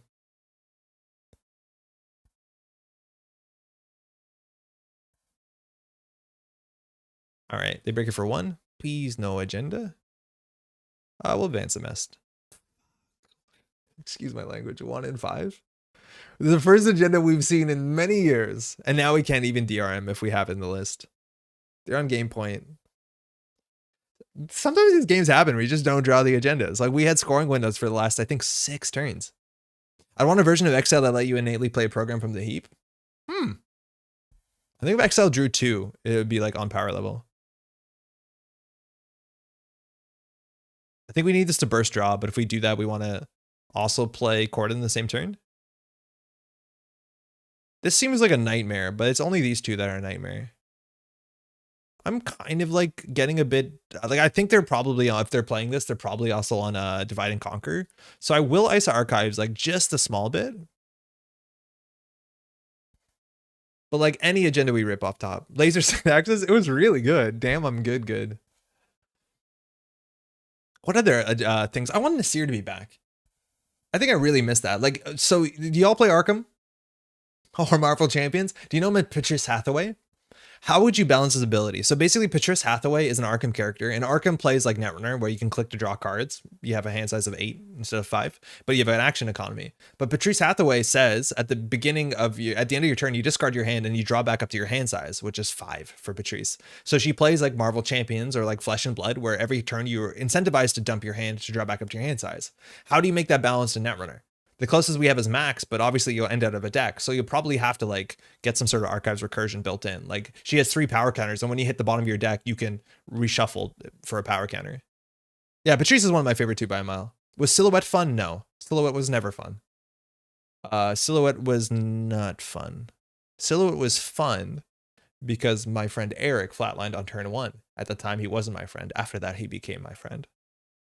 So that was the coolest thing we can thank Silhouette from, is my friend Eric, who apparently listens to the stream and last week heard the funny stories I talked about how he's a poorly socialized man playing CI and punitive counter and like scorched earthing people. So good for you, Eric. Remove cards in hand from the game and then redraw. Yeah, but then you only have like 6 turns unless you have like 100 deck size, which I think for a lot of players would not be possible in startup or whatever. MJ leaving Arkham? Yeah, we talked about that a bit. I think that's still pretty exciting. I think the team, like MJ obviously has been amazing, but the team it seems to be still there. Has been doing good stuff. Server 1, go. This is painful. With charge in the format seems broken. Wait, Michael, why? Reduce standing hard size to 3 so something so it doesn't gain too much value. Yeah, Excelli, that's actually an interesting idea because that's what they do inherently in Arkham. If you only had 3 hand size but you redraw, I think it would be really, really hard to play. Maybe that's what Nat could be like small hand size but forced redraw. But then like you just can't interact with Scorched, Punitive, you can't interact with Obokata. Like it just kind of pushes you out. So you'd need more support cards. But something like that would be fun. How many turns do you have? I guess with 45 cards, you have 15 turns. That's a lot of turns, honestly. But there's a lot of restrictions because it's less powerful in Arkham because in Arkham you can throw out extra cards. In Flesh and Blood you can throw out extra cards for value, and in Netrunner you can't. So I don't know. Maybe inherently you'd have to be able to bin a card for a credit or 2 credits or whatever. But yeah, that's a difference because like if you have like an important breaker, again you probably play bin breakers or an important card. It's like you have to install this turn. Then how do you contest the remote survey? I don't know. I think it'd be interesting. Hey, Astro Channel, how's it going? It's like playing music, you have to keep up with the changes. It's like a marching band. It's unkind to you. Excited to see what she'll do. Yeah, whatever she's on next is going to be really exciting. I think everyone's like looking forward to that. Looks like Clayton's taking a tag here. This is partly how Patrice is balanced. Her stats are way lower than normal and she has a reduced hand size. I do think Patrice is one of the more powerful investigators. I think she's also one of the most fun to play. But yeah, that's the balance in her. Her stats are bad. Or average. Lower than average. Not good. All right, they can't steal any agenda, so this run's actually kind of useless. They can trash agendas, but we have Spin Doctor, because every agenda costs 4 to steal, so this is not going to work. Take a tag. Patrice and Netrunner have Faust as the only breaker. Yeah, the thing is, without Faust, right, it's so much more reasonable. Egg and other charge cards. If you're reshuffling your heap using power counters, what's to stop them using Boat? I don't know if Boat would be more or less powerful in her than anything else. By her, I mean Patrice, the abstract Patrice Netrunner character. So I put Find the Truth and Sable instead of Deep Dive and it's doing work. Cool, yo, I'm a huge fan of that. They did see an agenda, they couldn't steal it. Okay, wait, how can we win in this turn? We can't. If we had Seamless, we could actually win this turn? If we had a Seamless, we could win this turn. How wild is that? I don't think it's gonna matter. I think we just do advance. No, we need to save a click. Our money is bad. Oh, never mind. Our money solved. I solved our money, guys. Server 1. I think we just do, this is advanced, credit, Corden again. I don't think there was a way for us to win that turn. If we had a Seamless, we could. We could Seamless this again. Oh, wait, this is once per turn. No, so you couldn't. I forgot this once per turn. Also, you pour Patrice into Netrunner and try to find the right number. Her deck size would probably be 55 and her hand size capped to 3. Yeah, it'd be something like that. 3 or I think 4 would be kind of okay. Because then you can technically deal with Obokata. But yeah, you need to do a lot of math to figure out what feels fun. Yeah, there's a lot of cards you can't throw out in Netrunner more than Arc. In Arkham, there are some turns, but you just play, you know, as few. Corden's rude. Corden's good. Corden's life. They have to break this again. It only cost them 1. They're getting their nat credits. Might as well advance. It doesn't really matter what we advance. Like with Corden, like this turn, if they don't have money, they can't do anything. You could have Seamless to Offworld, then install Advance of Vlad. You need to work on your Vlad mats. You're not wrong. Yeah, we could have done it. I'm always thinking of a harder way to do it. Again, a much harder way to do it. Good game. We didn't see any cool Nat stuff. I thought we would see like Cradle or we would see, what's it called? A Guinea Pig. Thanks for the game. Yeah. It would be hard to counter against 1,000 cuts. Yes. Net damage would be really hard. And eventually you'd grind yourself out for sure. Hey, cheers. Cheers. Maybe at the end of your turn, shuffle your grip into your stack, then draw to your hand size. Oh, that'd be cool. That'd actually be pretty interesting. It'd be a lot of shuffling, but like Opus legal. Museum was legal. That'd be cool too. So that if you don't play a card, you don't lose it. But you want to get out of your deck to thin your deck. Silo was fun. Blackguard was 11 credits, but it had fun synergy. I remember building a Hacktivist Blackguard deck. The corp had to res something with Blackguard and Hacktivist score causing HQ trash. I really enjoyed Blackguard. And I low-key know that, okay, I know that Blackguard is below the Eternal power level, but Blackguard with like Amakua and like Deuces Wild, kind of cool. Like Blackguard Deuces is actually really nice. Expose and Ice, make a run. Yeah, Sebastian, do you have your list? I don't have it open on me because I don't have the Patreon open. But I want to try this Apex list. We saw it on stream last week. It'd be a good change to make it work without just running out of cards super fast. Yeah, that would help a lot. I wonder if that would be just busted good though. I guess you would need a smaller hand size for sure. But then at that point, like maybe you have to limit it so you can't play plus hand size cards because like you can't change your hand size in Arkham, period. That's actually not true. You can in yellow, but you can in Patrice really easily. So like getting an extra hand size by playing the neutral 2 cost would make you draw 4 every turn. And that greatly changes the power value of that card. Yeah, Sebastian K is this really cool Apex that uses Prognostic Q Loop to install a lot of cheap hardware so that you can start eating stuff. I'm going to see if they have the deck list up. What are the best corps in startup? I was looking at Wayland IDs and they don't feel as powerful. Hey, Spark, in startup, good question. By the way, any questions like this, all the time. I'm just gonna search corp. It'll get me to Netrunner DB. Always ask. Hey, Sophie, you mentioned number of cards to put in a deck based on how you want to see them. How many Mad and Boom do you want to play in a Wayland deck? It really depends on how you are trying to win the combo. Sorry, Spark, I'll just answer this quicker because it's faster. It depends on the deck. Firstly, I don't think you want to play 3 Mad unless it's like some weird MCA combo deck because Mad requires a bit of a setup. Drawing an early Mad is kind of useless. Boom is the same sort of thing. Like it's not great on turn 1. So oftentimes both of these cards will be a 2 of. Boom specifically, you do want to play more than 1 because it can be trashed. There's not a lot of like recursion to get it back. No archive memories anymore. So I'd say 2. But Mad is like really dependent. If it's like your real offshoot win condition as a 1 of in some world it works. Okay. If it's a 2 of in things like Sengrin's op list, which actually can do that list consistently. But I wouldn't play 3 because it's like very dead in an opening hand. Unless you're doing something really weird that I'm not expecting. That's what I would guess. Startup corps. So we'll go what's it called? Type. Identity. You can't see drop down menus, so this doesn't make a lot of sense. Corp. And we can go to Z standard, right? I'll do it on the next page. Or Z startup for format. By images only. Okay, strong tier list of startup corps. Earth Station. Probably a bit better than I think. GameNet, really powerful, really boring. Precision Design, top tier, probably best in the format by a mile. Again, watch the World Startup Championship, you'll see what's good, but Hotspire Precision Design is one of the best decks because it has a lot of the good answers. Not only is it a really good deck, but it has a lot of the answers to some of the stronger runner decks. Things like Next Activation Command, good ice, defensive upgrades, it's all there. PD, you can't go wrong. PE is pretty good if you want to do specifically net damage decks. Those are very different, but Hyobu is unplayable and Restoring Humanity is not bad. Mirror Morph is more work to get something that is like PD, but is really fun. Reality Plus, top tier. Near HUD, top tier. Acid Spam going horizontal, 17 influence, some fast advance. Reality Plus, you can just do tag, prison, hell. And then op, I don't know, in startup, it's probably okay, but nowhere near as good or consistent or diverse as in standard. You probably can do some tricks. I think Prov is like low-key pretty good in startup. And if you want to see that, try this yellow tape deck, win 4-0 at Startup Worlds. Good stuff, ycarium. And then finally, building a better world. Please never play this. People love this identity. It gives you an extra 5 or 6 credits. And I honestly don't think it's interesting or fun. This is an ability that I'd want to reprint. As simple as the first transaction you play a turn gets 2 credits. Now you're actually making decisions. I don't know whether that breaks the economy, but like this is just not interesting. You just play all the transactions to say money, go big, go. And there's just so many other ways to like get money in the game that are more interesting, like built to last or like op value. I don't know. I don't like it. It's probably fine. It's not bad. But built to last is okay. You can be very rushy and jammy and advance some ice a bit. Don't advance your ice a lot. It's way too expensive. What are we looking at?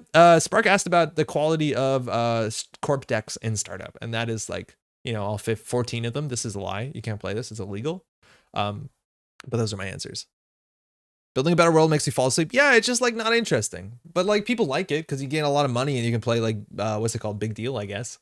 Like, I don't know. I just feel like your identity should be more interesting. If you can forget the text box on your identity, like building a better world, I don't care about it. It's that simple. And that doesn't mean it's bad. It's probably not the power level of other stuff. Again, this is one of the first Netrunner cards of all time. Came out in 2012 in the core set, and Wayland was really bad. Well, technically in the core set was fine. But you see what I mean? Like, you want your ability to be interesting.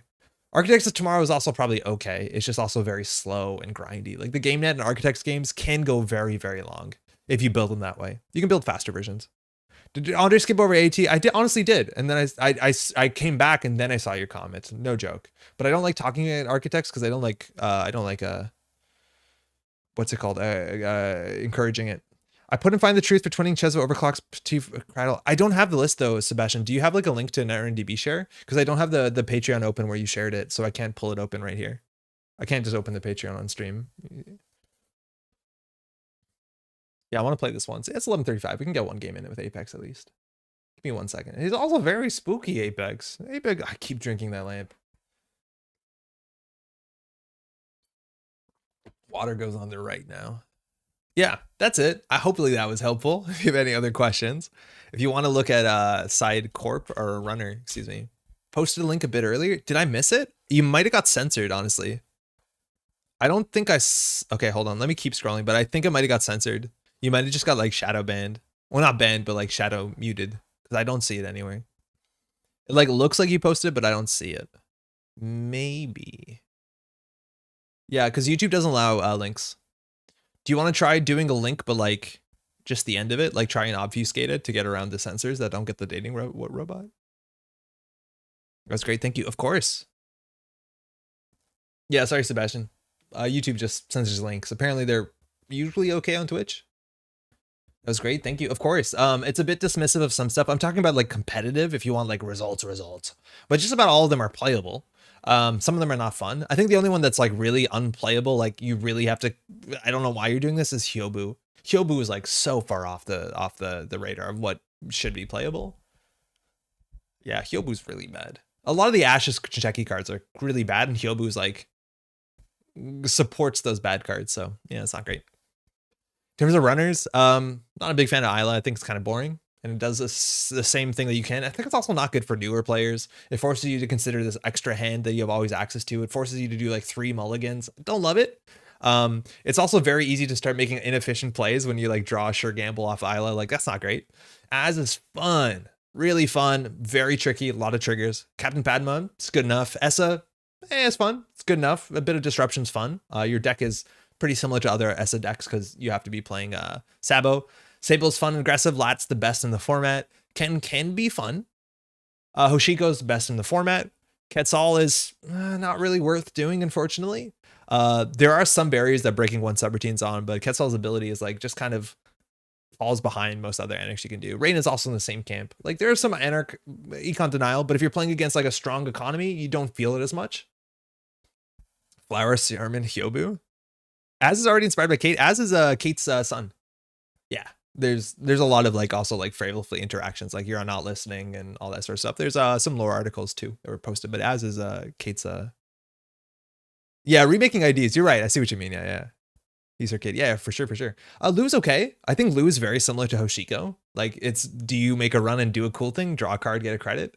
Hoshiko's largely that. Kid is really cool. Steve is very boring, but very powerful. Tao is interesting and powerful, and Zai is pretty average, power good. Okay. I think in startup, a lot of the criminals are very comparable. Ken plays runs, as is the one outlier, but everything else is about like getting value off centrals.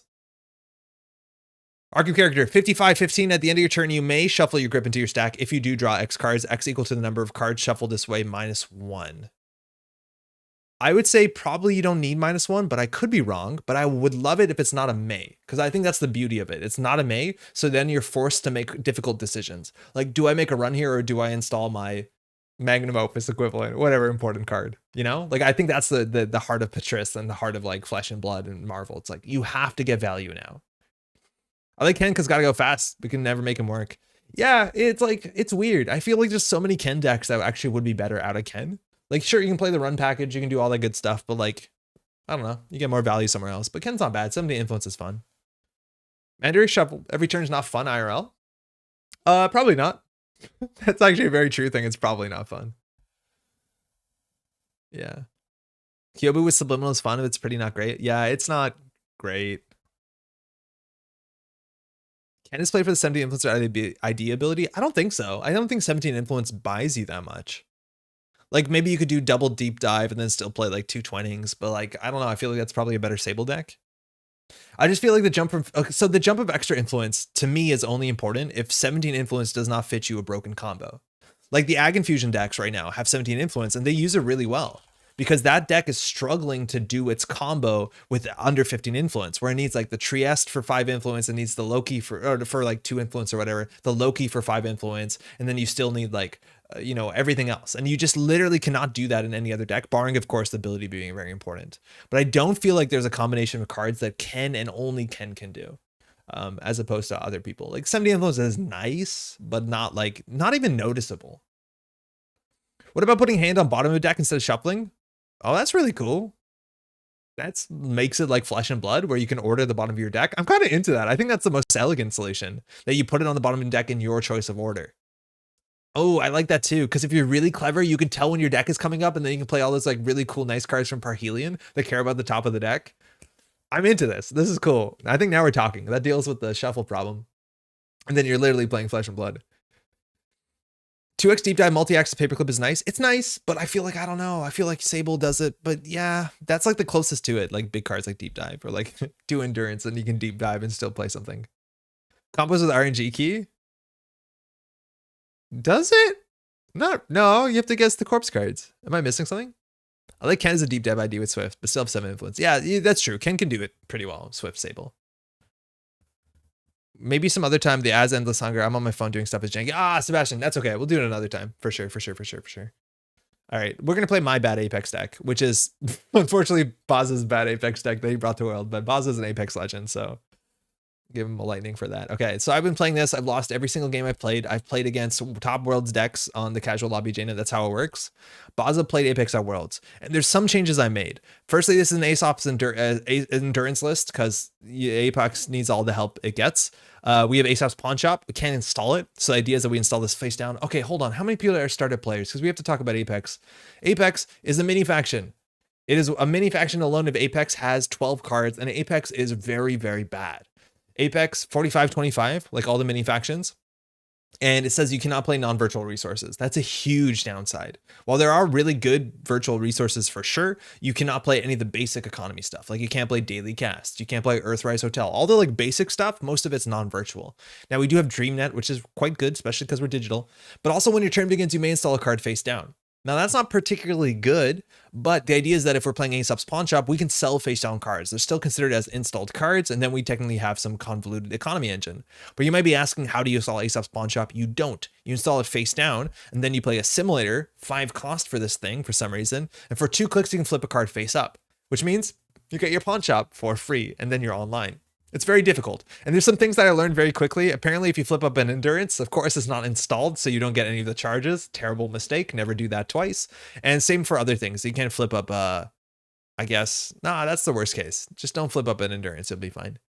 But that's the deck. I think I made some changes to this. I think I'm running 2. I want to run 2 Prey. I think the deck also ran 3 Reboot, but I feel like I'm playing a Mad Dash. I'm doing something slightly different. I don't remember what.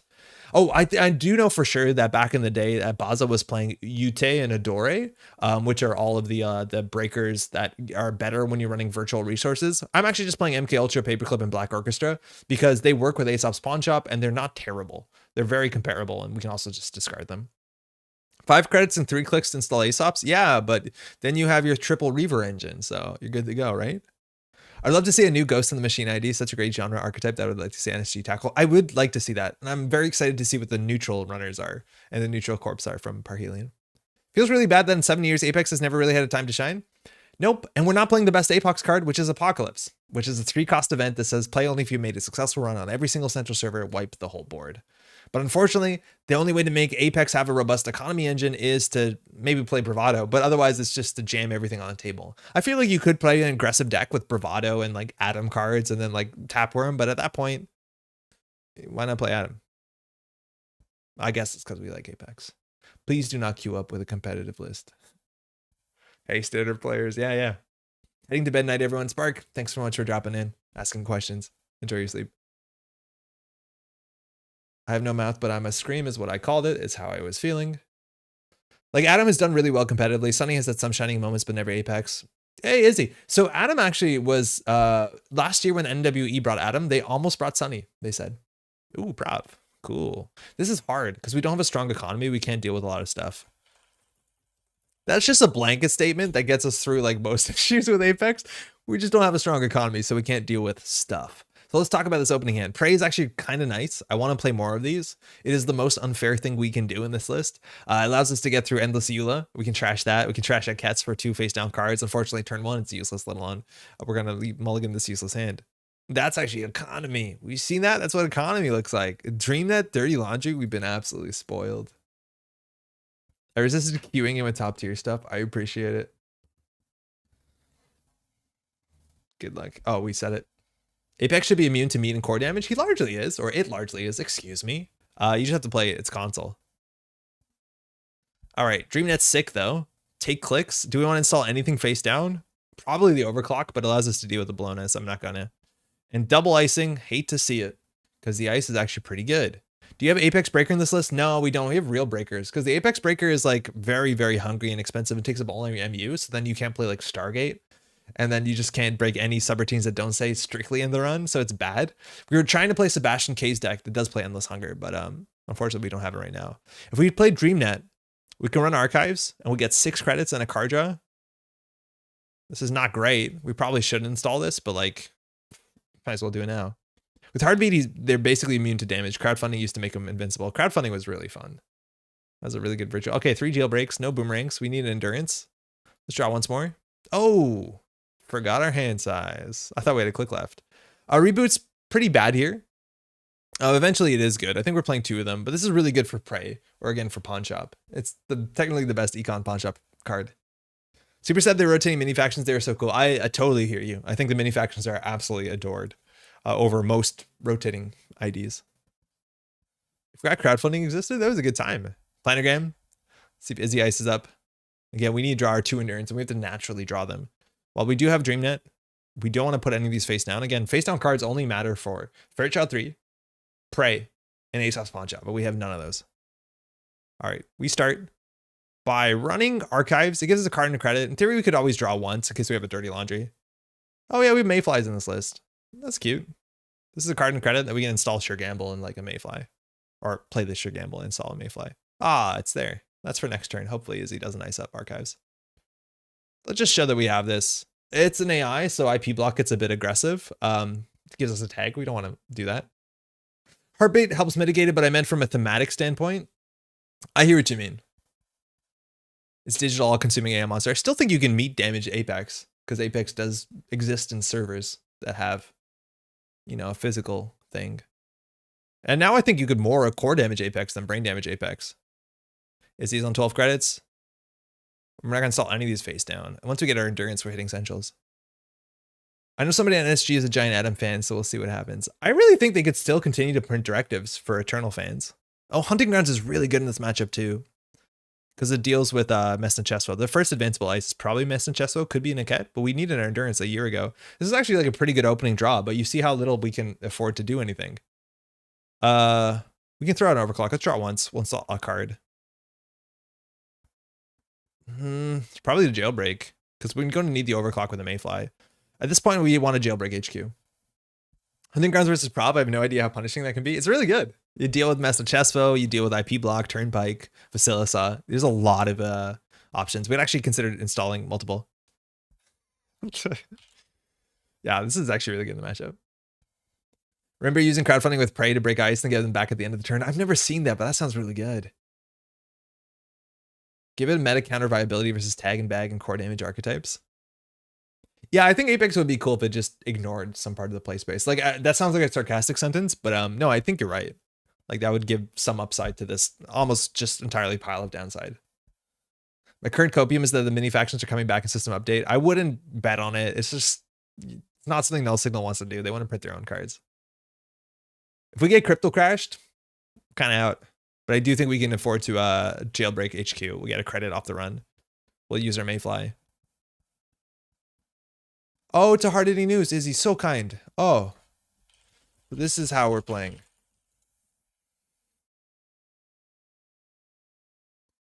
She kept 7 though. But Peg's bunny. Okay, so we don't have a lot of money. I no longer want to aggressively jailbreak centrals.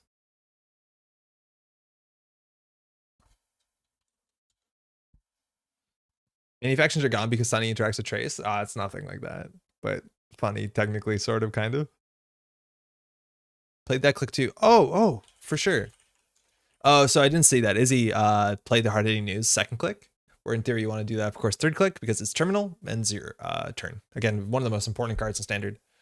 If Endless Hunger were to click Lucky Charms, would be much better. Yeah, how's it going, Kat? I think I've said that before. If it just said stop and end the run ability, it would actually be like very good. All right, I don't think we're running HQ. They have 2 cards in there. With 6 credits, what can Izzy res? Like, that could be an NGO front. I think that's the worst case. Do we just overclock the remote server? I know Izzy does play Urtica.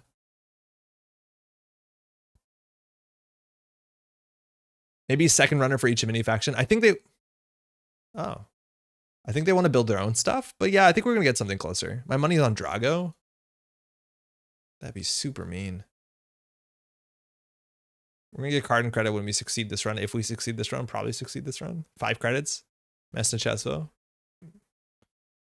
IP block. Okay, so here, this is new on JNet. It asks, do you want to dodge the on encounter? And it asks you that sooner than later. So to break this, it costs us 4. So we're just going to let the trace happen because we have more money. This is IP block. It hates on AIs. The most common AI text. Apex and Cloudy. Oh, man. So we can use the money off of here. We still have Bologna credits as if he was a mathematical genius.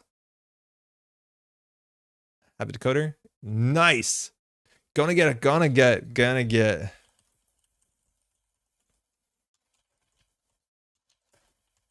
All right, we're gonna get hard hitting news again. That's fun. Just click before, I guess.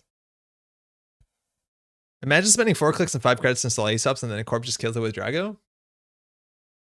Cat. This is my life now.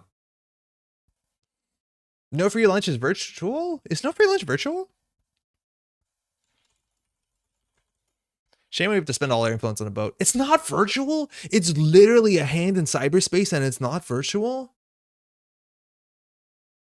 The heck? Null signal?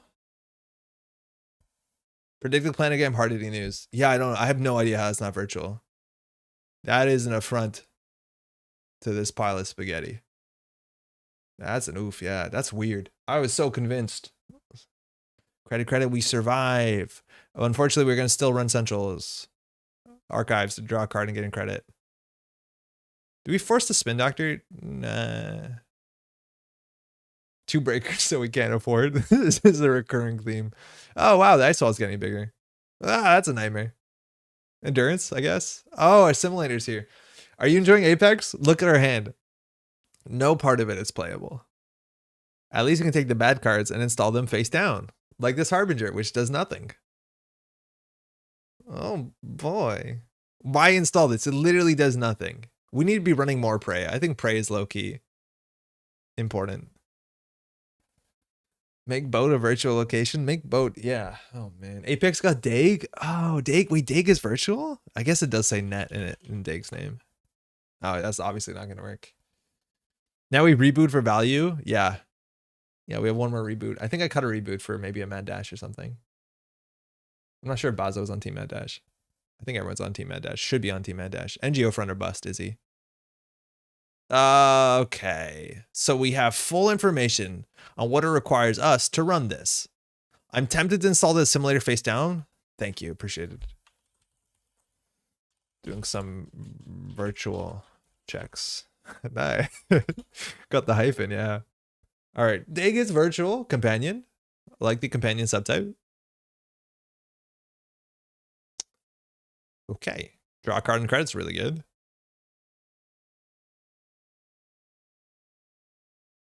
One Wasteland, please. Ah, yes, a useless card until we somehow draw.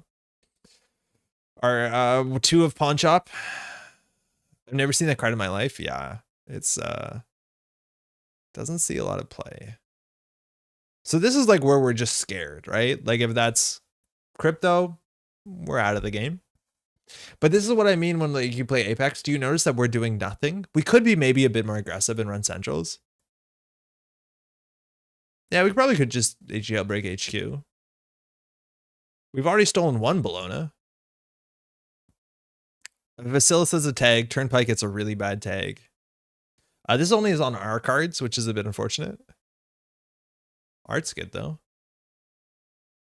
Just keep drawing until... Oh, we do have a Prey. Gonna throw out the cards that don't matter. So far, Jailbreak is important. Stargate's important. I'm gonna get rid of the bad cards. Unfortunately, Simulator is like really important to our game plan. Jailbreak is draw. Yeah, I know. Jailbreak is the best we have. We'll Jailbreak HQ. Hopefully that's I don't know. I don't know what this could be. A Bologna would be the best case, I think. Apex Evolved at the beginning of your turn. Install the top card of your stack face down with 2 power. Is a Bologna, thank God. On turn begin. Okay, at the beginning of your turn, install the top card of your stack face down with 2 power counters. That should be forced. On turn begins, -1 power counter from all face downs with no power counters on a face down. Flip it face up. It gets a bit messed up though, because when you flip up operations, nobody knows what to do.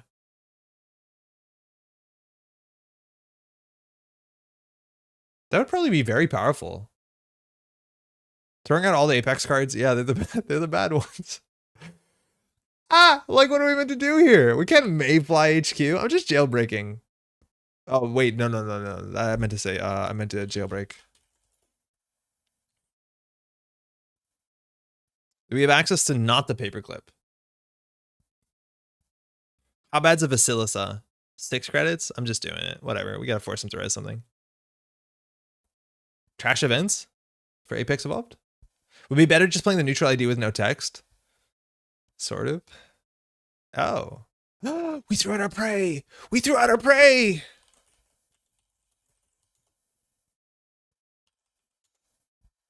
Oh, we had it! Endless Yule on HQ! Alright, we can jailbreak R&D though. Oh man, this is the 1-0 cost ice in the format that sees a lot of play. Alright, we're getting in though. If we snag 2 agendas here, we win. And then Apex will get this last win of 2022. Mest and Chesso, okay. Predict the planogram. Alright, that's money. Draw once, throw out the Apex card. Oh, Prey would have been so good. We only have 1, I think. I said at the beginning of the game, is like keep the Prey for the Endless Eula. Because we know other way to deal with it. Oh, that's not it. This is this list. You cannot see behind. Oh, one prey. We're done. Yeah, that hurts. We should have respected that. We should have thrown out some of these. At least overclock deals with it, sort of, kind of. We have no multi-axis besides the single Stargate. Oh, we could drop Stargate down. Why didn't we? Oh, because of Spin Doctor. Yeah, sure. We'll pressure the Spin Doctor here. So much Apex value. Notice that we've done nothing with Apex. What did we see? We saw a mess in Chesvo. Okay. So we're just going to transition to Stargate. If they don't trash this, we get a card and a credit. If they trash it, we run archives. Yeah, that Eula was kind of rough. Oh, they're not trashing it. They're advancing this, though. We got a Reaver. It's an installed card, so it doesn't work with Stargate. Speaking of Stargate, the most powerful thing is hoping Izzy doesn't have enough credits to res this. The most powerful play we have. All other plays are less good. Basilissa's bad here. Turnpike is really bad. IP block is like, no, is like fine. Like at least we can get through this. She can make it up to 4. It's not great. She had an NGO front. I reckon she'd pop it. So she can't probably score out next turn unless she has a seamless.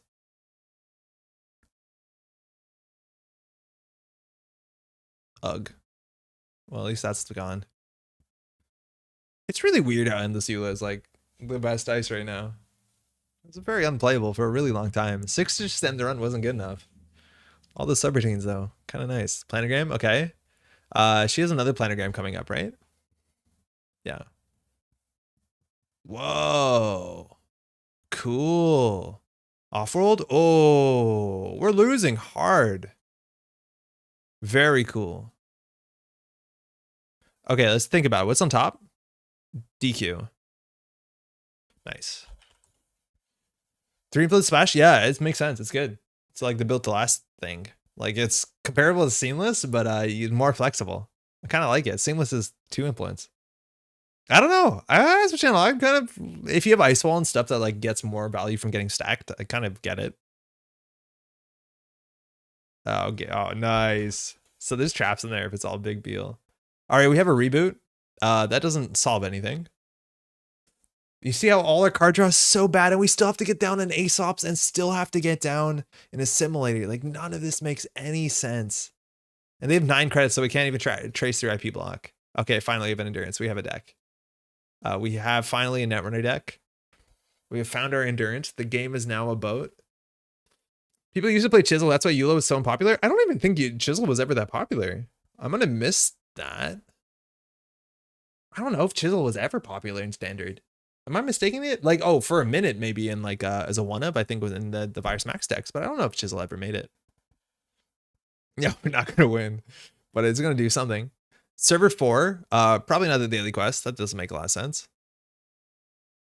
Could just be a cheeky Urtica. In terms of like raw economy that we can top deck. Oh, okay. Our runs are over. We had a good time. That's a daily quest. Okay. So we can pinhole threading the daily quest. Sort of. Kind of. Do we care how much money Izzy has? Like, not exactly. There's a chance that we run server 4 in Urtica and we lose the boat. If that happens, it happens. Going back to the how many copies discussion, the game is making a really compelling case for 3x pawn shop. This list, yes. I think it's an influence issue. But yeah, I think in this list we should. So if you run HQ, it costs us 2 credits to get a credit on each card draw and an access. Yeah. We have to. They drew a lot there. Compromise on Endurance. Don't ban it, but make Apex only the level playing field. Okay, so we can do pay for all. So this gets us a card back and a credit back, so it's not the worst. I'd rather jailbreak here. Oh, sure was good. Oh, sick. We're on game point. Wait, we can believe in ourselves. Next turn, we'll Endurance, sail through the IP block, get another counter on the Endurance, run Archives, win. 2 Spin Doctors are out. Are you all believing? That was actually a pretty sick rip, though. But they did draw with, like, you see that draw. Whenever you see someone draw a lot, you want to run HQ. Road to 100%. This will actually put this Apex deck at 25% win rate. Draw 1 card. Izzy. Do not ice up Centrals. Protect your daily quest, maybe. Draw? You don't need to break every sub. Yeah, me neither. There's a button. I learned this like the other week. People were kind enough to tell me. I did not realize that. Shit. Okay, well, hey, we had a good run. He's found our weakness, a single ice on R&D. Take clicks. Face down cards? No, thank you. Not necessary. I do think we can do endurance. The problem is that we can't overclock while stargating. I think we can consider overclocking HQ again. She drew a lot. What do we know in hand? We know this is probably the Mess Nachesvo. This is expensive. Maybe this isn't worth it. Like the chance of this converting. Mayfly Stargate?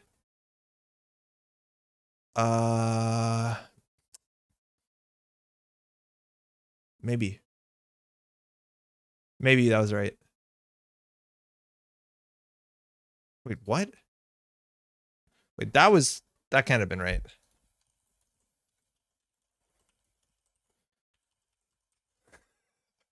Something went awry.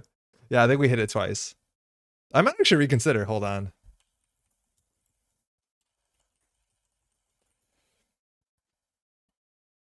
I don't think endurance is an Apex card solves endurance as an Anarch decks. No, it solves only a Shaper. But it makes Apex so much better. So we install endurance. I didn't know you could do emojis in there. If we install the Mayfly, we're on 8. Then we Stargate. Mess and Chesvo is 1, 2, 3, 4, 5. That leaves us 3 credits, so we can't even do IP blocks, so we're short. Yeah, I think we have to go for it. If the boat is Apex, it means it's not in startup.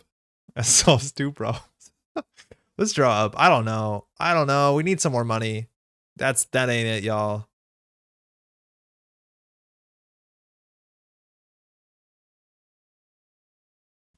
We're so close. We can taste it. Now the remote survey we can get through, I think maybe. Sort of. At least with boat, we can deal with the remote. Actually, no. If we install that in boat, we're kind of done. Oh, please don't advance that card. Oh, 16 credits. Oh, third ice. Is that the winning agenda?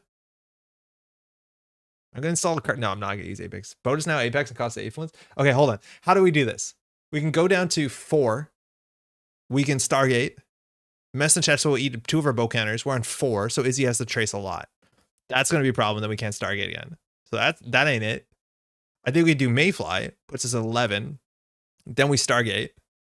But then we still have to deal with this ice on archives, which like I don't know how to do that. Can we run the remote server? Yeah, we can drop Mayfly, we can run the remote server with overclock.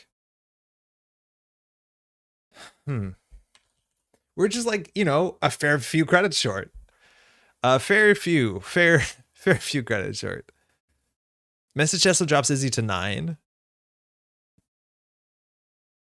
We can always do endurance run archives. That's bad. But maybe not the worst. Like, we have to hope that this is like a turnpike or some nonsense. Stargate. I know, but we can. Maybe we just blind Stargate. But if we hit a Bacillus, we lose 3, and that's like really bad. Yeah, I don't know what to do here. Maybe we do endurance and then we overclock HQ, and then we have 4 boat counters, and then we Stargate. I think that's it. I think that's a play. I didn't do any of the math. This seems right though. Hey, let me run remote. No. That guy's way too many things to jam. We've seen no NGO friends.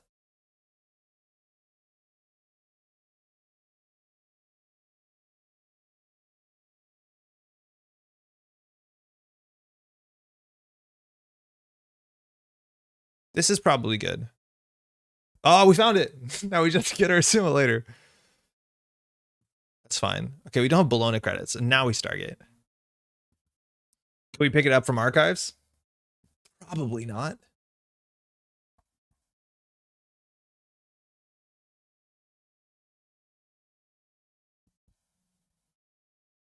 We have to hope that one of these is like a turnpike or a Bacillus that doesn't end the run. Probably R&D. We're thinking. Again, if it's an end the run.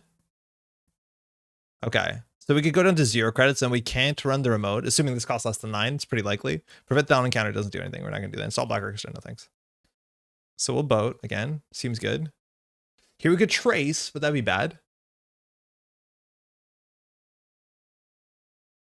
So you just have to hope archives is not ice that ends the run in any meaningful way. Oh, I overrode that. Shit. Damn it. No good. Ah, we lose. They didn't advance this though. Okay, what do we want? Ice wall is like annoying. I think FTP is by far the biggest headache. If we hit it, we lose our boat. Speaking of lose our boat, is it worse if we lose the boat or lose the game? I think that's probably Rashida. All right, well, this sucks. Ah. Styling. Cool. Red Plant Couriers moves all advancements onto one card. This is a 4 influence card. Wasn't expecting that. That makes sense in Beal or no Beal. Respect the remote. Don't need to use punishment psychic graphics. Oh, cool. What was on the remote? So could we have done the remote server? If we just did Mayfly overclock? Yeah, maybe the remote actually would have done it. Okay, thinking. So what do we start the turn with? 12 credits? Yeah, this is Beal or no Beal. Huh.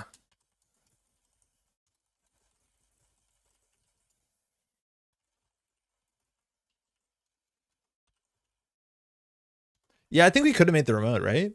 So like we're on 12, we go 11 for Mayfly, and then we overclock. Yeah, we're sailing through that. Yeah, we definitely could have ran the remote. I'm pretty sure. Yeah, we could have done it. Good game. Oof. Archives was an FTP, so that we could have gone through. So if we hit an agenda there, we would have won. As long as the agenda wasn't specifically Bologna, I'm pretty sure. Yeah. I was hoping that was a Turnpike or Basilsa. He seems based. Prov wins all night. Izzy and I traded Prov wins, I guess. Again, thanks for the game. Yeah, but you see the struggles. Like our ability is useless. We didn't install any of our Apex cards besides this one, which is actually really good. And this used to be a very popular meta card. Back in the day when you had to run into Data Ravens, which is basically what Funhouse is now. And there was like other cards like Komainu was in Jateki a lot. So there was like a lot of reasons why this did see play.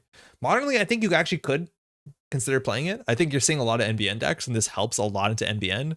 Almost all the good NBN ice, like Mess and Chesfo is still only seeing play in Prov, but super good against that. IP block is pretty relevant. Turnpike is pretty relevant. On top of that, like what else do you have? You had to deal with Loki somehow, I guess. In some decks for sure. HB is mostly Loki. I think it's entirely Loki. I don't think a Wayland has anything. I might be wrong. Yeah, it's super good in the Ag deck. Oh, Data Ward, Konjin. Konjin's not win encounter. Konjin's is it win encounter? I thought Konjin was like just text. Oh, it was work. Okay, you're right. It's not just text. Yeah. Was rooting for Apex the whole time. Hey, is he a good game? Yeah, we got a really lucky rip off HQ, but we had to, kind of get off the deck. And if you look here, right, 3, 6, 7, 8, 9, 10, 11, 12, like there's only 8 points of 25 cards. 28 cards. 29 cards, I guess, because we had the rep plan in hand. Like the chance of winning there was super low if we knew that was an agenda. That new NBN ice, what is it? Toe Blues? Mess and Chesfo. Yeah, you're saying Mess and Chesfo. That happens. Anywho, that's it. Running an after the Spin Doctor. Yeah. I wanted to run after you draw. And I wanted to get my dream set, so I'll do what I can. I feel so bad if I threw out that prey. Oh man. Anywho, that's it for the stream. We'll have a video up on Monday, I believe. It's going to be a Baba Yaga deck. Probably only like 2 games on it because it's hard to get good footage with that because it gets rolled by everything. But it's really fun and goofy, and I think you can even make a better version than what I was playing. I think that's largely it. Thanks everyone hanging out. Hopefully you have a happy Halloween. We're going to party on Saturday, and then we'll be around on Monday to do Halloween stuff. But that's it. Take care of yourself. Shout out. All the links are in the description. So shout out to everyone. Do the Only Connect wall. Tell me if you win it. Bye.